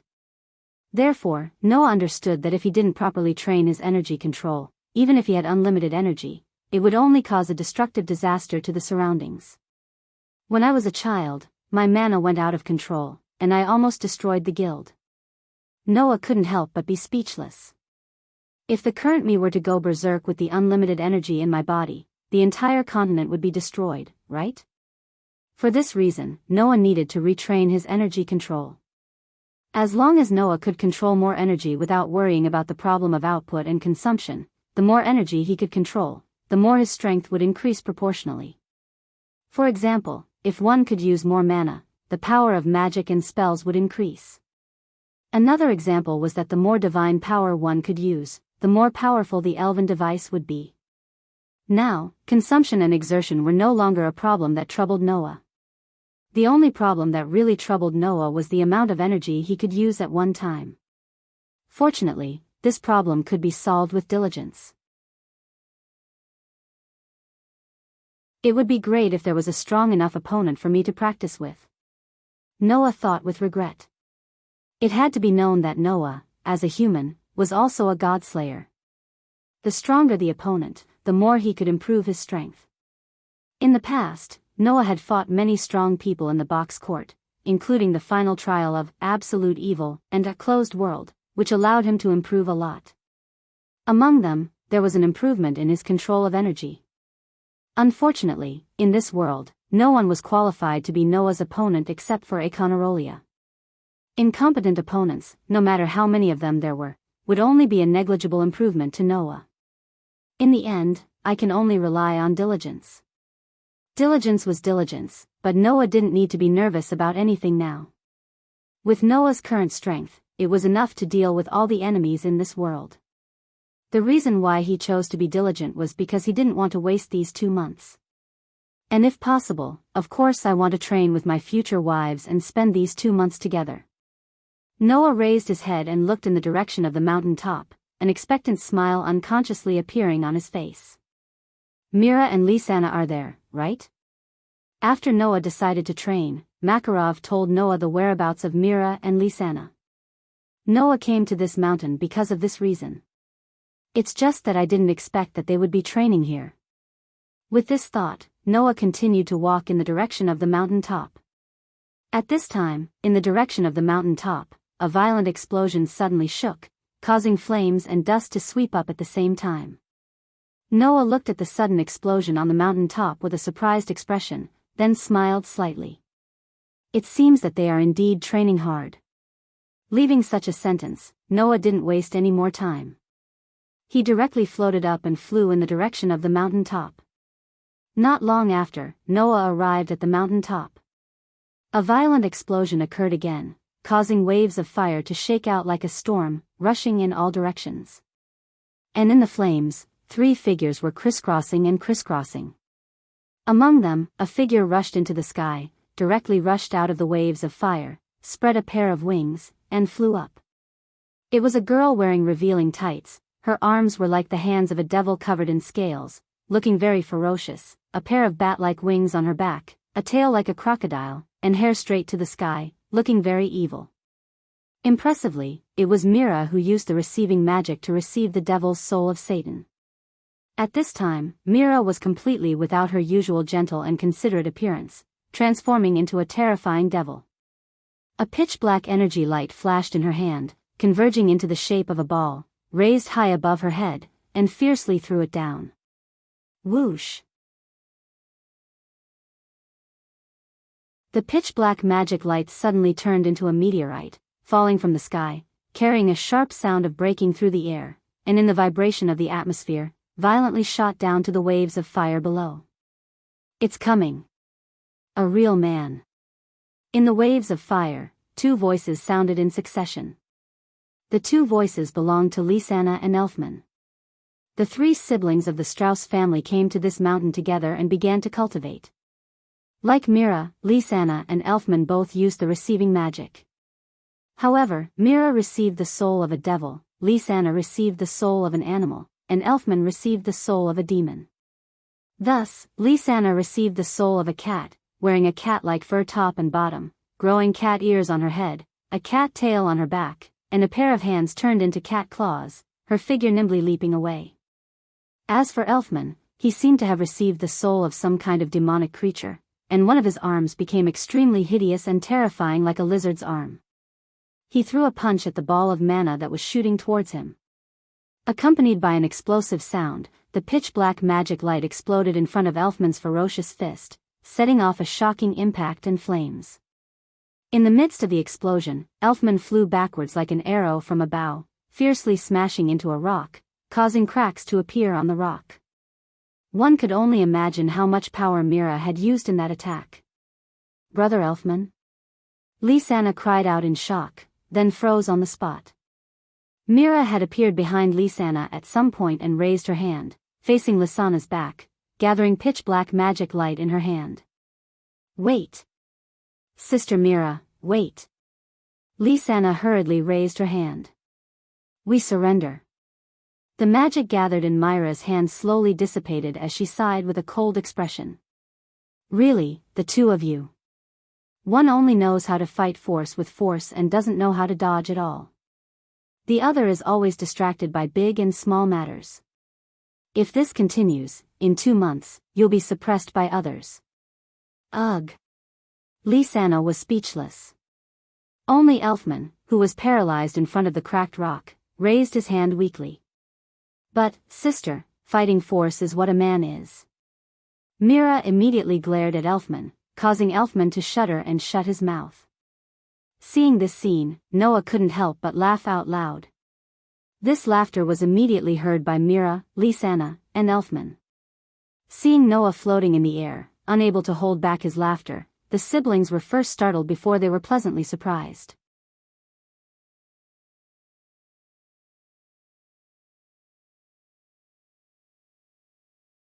Chapter 1638. Big Brother Noah. Lysana cheered, jumped up, and pounced on Noah. Noah hurriedly stepped forward, stretched out his hand, and pulled Lysana into his arms. He immediately hugged her warm and fragrant body. "Noah! You're finally back!" Elfman shouted at Noah. "That's great! Now that's a real man." The indifference on Myra's pretty face eased up a lot. Then, her whole body flashed with a light, and the acceptance of Satan's soul was removed. She returned to her usual appearance. However, she was no longer wearing a princess dress that accentuated her gentle temperament. Instead, she was wearing a simple shirt and shorts. It was obvious that she was wearing this for the sake of the special training. Not only that, her soft white hair was tied into a ponytail with a hairband. Her bangs hung freely on her forehead and moved with the wind. Looking at Mira like this, Noah smiled with nostalgia. "It's been a long time since I've seen you like this. It's just like when you were young."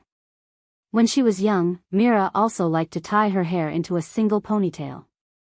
However, back then, she dressed like a delinquent girl and exuded the aura of a delinquent girl. Now, Myra's every move revealed her gentleness.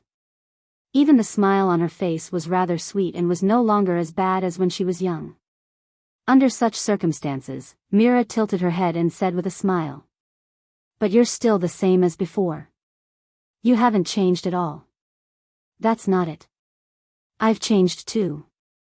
Noah shrugged and pushed Lysana away a little, pinching her little nose. "At least, when I was young, I didn't know that liking the two of you was such a blissful thing." Hee hee. Lysana raised her head proudly and puffed out her chest. However, she was all smiles. "Now you're regretting not liking me and big sister Mira earlier, aren't you?" Mira seemed to be reminded by Noah's words and couldn't help but chuckle. "Back then, you didn't even realize how Lysana and I felt. You made us feel so tired." Noah laughed dryly. When he was young, Noah was indeed a little brat who didn't know anything about love. Naturally, he couldn't understand the feelings of Mira and Lysana. On the other hand, Mira and Lysana had liked Noah since they were young, so it was inevitable that they would feel bitter because of the slow Noah. Well, let's not talk about the dark history of that time. In short, although it was a little embarrassing, it was still a good memory. Noah, who was carrying Lysana with one hand, extended his other hand to Mira. "Come here, let me hug you." Mira obediently stepped forward and snuggled into Noah's embrace. She felt Noah's warmth with a serene expression on her face. "It's good that you're back." "I'm sorry," Noah said softly as he hugged his two fiancées tightly. "Sorry for making you worry." "I'm really worried," said Lisanna, who was also leaning against Noah. She seemed to be complaining. "When I woke up on Celestial Wolf Island and didn't see Big Brother Noah, I thought that something had happened to Big Brother Noah when you were fighting Econarolia. I almost cried." "Econarolia." Noah narrowed his eyes, a cold glint flashing in his deep, dark eyes. "That lizard does have some skills, but it's still far from being able to do anything to me. If there's a chance, I'll definitely make it pay for what happened that day." As expected of Noah, Elfman couldn't help but exclaim, "You're a real man." Mira and Lisanna nodded as well. "Collect a debt from the Black Dragon who destroyed a country in Revelation?" If these words were heard by others, they would definitely snort disdainfully. However, Mira and Lisanna trusted Noah unconditionally. Therefore, Mira and Lisanna didn't have any doubts about Noah's words. Not to mention, the battle between Noah and Econarolia was also witnessed by the main members of the Celestial Wolf group. Although the result was left undecided, the battle between Noah and Econarolia wasn't one-sided. Not only that, Noah also forced Econarolia into desperate straits several times, displaying extremely powerful strength.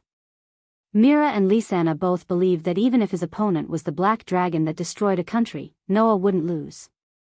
After a heartwarming reunion, Noah, Mira, and Lisanna parted ways. "Are there only the three of you here?" Noah's gaze swept across the Strauss siblings. "Where are the rest?" Naz, Gray, Elusha, Lucy, Wendy, Lebby, Hubby, Summer Lulu, Jet, and Troy went to the beach, Lisanna replied obediently. Laxas, Fred, Bikeslow, and Abagrin went to another city. Gajeel, Jubia, Kana, and Lily went to the mountain like us, but I don't know which mountain they went to. Elfman made a pose as if he was flexing his muscles. Uncle left not long after returning to the guild and continued to travel. The rest of our companions also went to other places to train. Mira clapped her hands as if she had thought of something. "By the way, Noah, you still don't know, right? Kana and Kildas are actually father and daughter?" "Huh?" Noah made a sound that was a little off topic as he spoke in astonishment. "What did you say?" "Kana and Kildas are father and daughter, this is true." Lisanna continued Myra's words. "It is said that Kana came to the guild to find her biological father and then joined our guild, but she never had the chance to acknowledge Kildas. We were also shocked when we found out. According to her, it seems that she felt that Kildas was too high to reach, and she never had the chance to acknowledge him, so she dragged it out until now."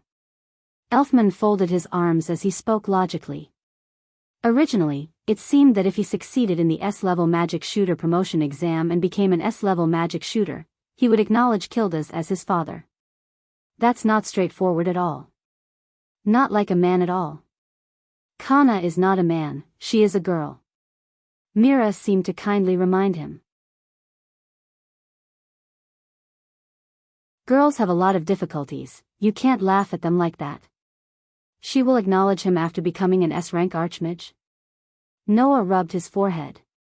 I see, no wonder Kana was so obsessed with becoming an S-rank archmage during the exam, and her behavior was so strange before the exam began. Although the process was tortuous, she still acknowledged him in the end. Lisanna puffed up her cheeks. Undoubtedly, we are all family. Wouldn't it be better to acknowledge him directly? Didn't Mira also say that girls have a lot of difficulties? Noah laughed. Moreover, do you think that all family members in the world are like you three siblings and have such a good relationship? No matter what, this is a good thing, Mira said regretfully. It's a pity that Kildas immediately left the guild to travel and doesn't know about the Great Demon Battle exhibition. Otherwise, our chances of winning would be much higher. Don't worry, sister. Sister.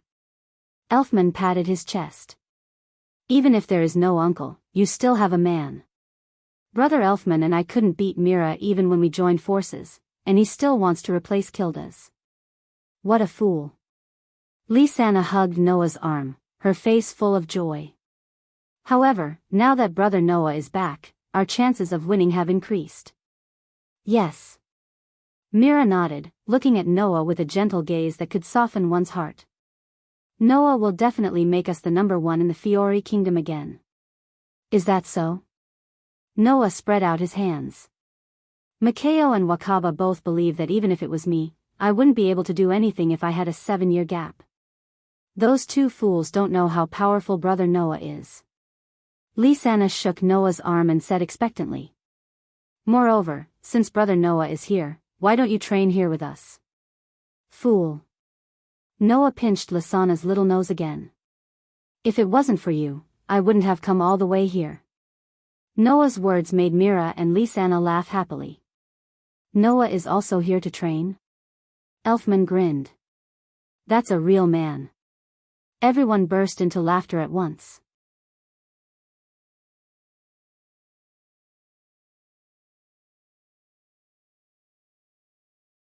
Chapter 1639. Not long after, the cool night fell. On the top of a mountain not far from Magnolia, a small camp was set up. The bonfire was burning slowly, illuminating the few tents that were set up at the side. In the night sky, the round moon shone with a bright and enchanting light. Together with the bonfire, it illuminated the entire mountaintop. And in one of the tents beside the bonfire, under the thin blanket, 3 figures were entangled with each other. This entanglement lasted until late into the night. It was only when the moon began to set that the undulating blanket gradually stopped. Noah hugged his 2 charming fiancées on his left and right, his heart filled with peace. Mira and Lysana seemed to have lost all their strength from the torment. Their naked bodies were covered in sweat as they lay obediently in Noah's arms, gasping for breath. Their bodies couldn't move at all. Undoubtedly, Mira and Lysana couldn't help but feel tired after going through so much training during the day and being tormented by their sweetheart at night. However, compared to exhaustion, the 2 delicate fiancés were more satisfied. Noah lowered his head and looked at Mila and Lysana, who were lying on his left and right. Their exquisite and beautiful faces were flushed with intoxication. He reached out and stroked his 2 fiancés' heads. If you're tired, then hurry up and rest. Mira and Lysana were still adjusting their breathing, but they shook their heads at the same time. Hey, big brother Noah. Lysana wrapped her fair arms around Noah's neck as she snuggled up to Noah. Is there something on your mind? Noah, who was caressing Mira and Lysana's heads, paused for a moment, but he recovered soon after. After a moment of silence, Noah spoke softly. Why do you say that? The one who answered wasn't Lysana, but Mira. Because. Mira looked straight into Noah's eyes as if she was trying to see through Noah's heart. Today, instead of saying that you love us, it's more like you're acting spoiled towards us. Act coquettishly? Noah was dumbfounded. What kind of description is that? Big brother Noah, it's not realistic to continue hiding it. Lysana's face was pressed against Noah's chest. I've already told you. Even if something happens to you, don't think you can hide it from the person sleeping next to you. Indeed, Lysana had said the same thing many times, and Noah had also experienced it many times. Although it sounded like a sentence without any basis, for some reason, this sentence was unusually persuasive. At the very least, it wasn't the first time Noah realized that his feelings were easily discovered by Mira and Lysana. I really can't hide anything from you guys. Noah was helpless, but he continued to stroke Mira and Lysana's heads lovingly. After hesitating for a moment, he sighed. It doesn't seem right to say that there's something on my mind. I just feel that a lot has happened today, and I'm a little tired.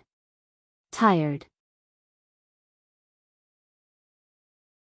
He was indeed tired. Not to mention the matter of the fairy tale and the fairy heart, just the things that he encountered and learned in the space between worlds were enough to make Noah feel tired. That was to be expected, wasn't it? If one day, someone suddenly told you that you had no parents, and that you weren't even born in your mother's womb, but an existence that was created, would you be able to accept such a thing at the first moment? Of course not, right? However, Noah accepted it. This was because Noah had long had a premonition that his existence was definitely not simple. If one day, someone told you that if you didn't stand up and fight against a terrifying enemy that had the power to destroy thousands of worlds, then not only you, but also your family, friends, lovers, and all the worlds that your companions existed in would be wiped out. Would you be able to make the decision to fight immediately? Of course not, right? However, Noah managed to do it. Because if even Noah didn't fight, then who else could? Moreover, Noah only wanted to rely on his own hands to protect the important people. So, Noah calmly accepted it all. If it was a normal person, facing all this, they would probably be in a mess right now, right? However, Noah didn't. When he was young, in order to control his own emotions and prevent them from causing his mana to go berserk and harm his friends, Noah had no choice but to strengthen his state of mind. In the world of the Black Bullet, in order to protect the unfortunate children, in order to survive in the chaotic situation, Noah used 1.5 years to stand out in the darkness of people's hearts. At this moment, the experience of the past had turned into the strongest will, allowing Noah to accept all this and bravely face it. However, that didn't mean that Noah wasn't tired. After shouldering so many heavy responsibilities, it would be strange if he wasn't tired. This kind of tiredness, after coming in front of Mira and Lisanna, could no longer be hidden. In front of his 2 beloved future partners, Noah unconsciously showed his tiredness. That was why Mira said that Noah was acting spoiled. However, to be more precise, it should be said that Noah was comforted by Mira and Lisanna. Mira and Lisanna seemed to be able to vaguely sense something and hugged Noah tightly, hoping to comfort Noah's heart. Leaning against Noah's chest and listening to Noah's heartbeat, Mira said softly, "If you're tired, then take a proper rest." Yes. Lisanna also couldn't help but agree. If it's Big Brother Noah, I believe that no matter what happens, he'll be able to solve it easily. The 2 girls were very considerate and didn't ask Noah about the things he was hiding in his heart. Since Noah didn't say anything, it meant that either it was something unimportant, or it was something that Noah had to solve alone. Although Mira and Lisanna felt sorry for Noah and wanted to help Noah, they couldn't help it. Just like how Mira and Lisanna could clearly sense Noah's thoughts, Noah naturally understood what his 2 fiancés were thinking. "Alright, don't think too much," Noah said firmly as he hugged his 2 fiancés tightly. "Even if it's just for the 2 of you, I won't compromise with anyone." As he spoke, Noah stared at the top of the tent. His dark and deep eyes glowed with an unprecedented brilliance. Even if it's an existence that can destroy the world. Upon hearing Noah's words, Mira and Lisanna's hearts calmed down. "I know that you must have something very important to do." Mira looked up at Noah and revealed an extremely gentle smile. "I just hope that you can remember that no matter what happens, there are people here waiting for you to come back. Big Sister Mira is right. No matter what happens, we will wait for Big Brother Noah to come back." Lisanna nodded firmly. "So, Big Brother Noah, no matter what happens, you must remember to come back, okay?" "Of course." Noah couldn't help but kiss his 2 fiancés' foreheads. "I can't bear to give up on my 2 delicate fiancés." "Fiancés?" Mira didn't resist Noah's intimacy and only murmured longingly. "I wonder when I can become your real wife." Upon hearing that, Noah was stunned on the spot and fell into deep thought. Lisanna said with a hint of longing in her voice, "Come to think of it, in this era, we were already engaged 7 years ago. In the end, we haven't gotten married for 7 whole years." Looking at Mira and Lisanna's longing expression, Noah couldn't help but recall Gaia and Alea's words. "Don't leave behind any regrets?" Noah mumbled and finally made up his mind. "That's right. It's time for us to get married." This time, it was Mira and Lisanna's turn to be stunned. Under such circumstances, Noah suddenly smiled. "After the Great Demon Battle Exhibition competition, let's get married." The 2 sisters widened their eyes at the same time. Then, they smiled happily. You're tuning into the Journey of the Soul YouTube channel. Don't forget to subscribe and join us on this journey to catch the most captivating stories.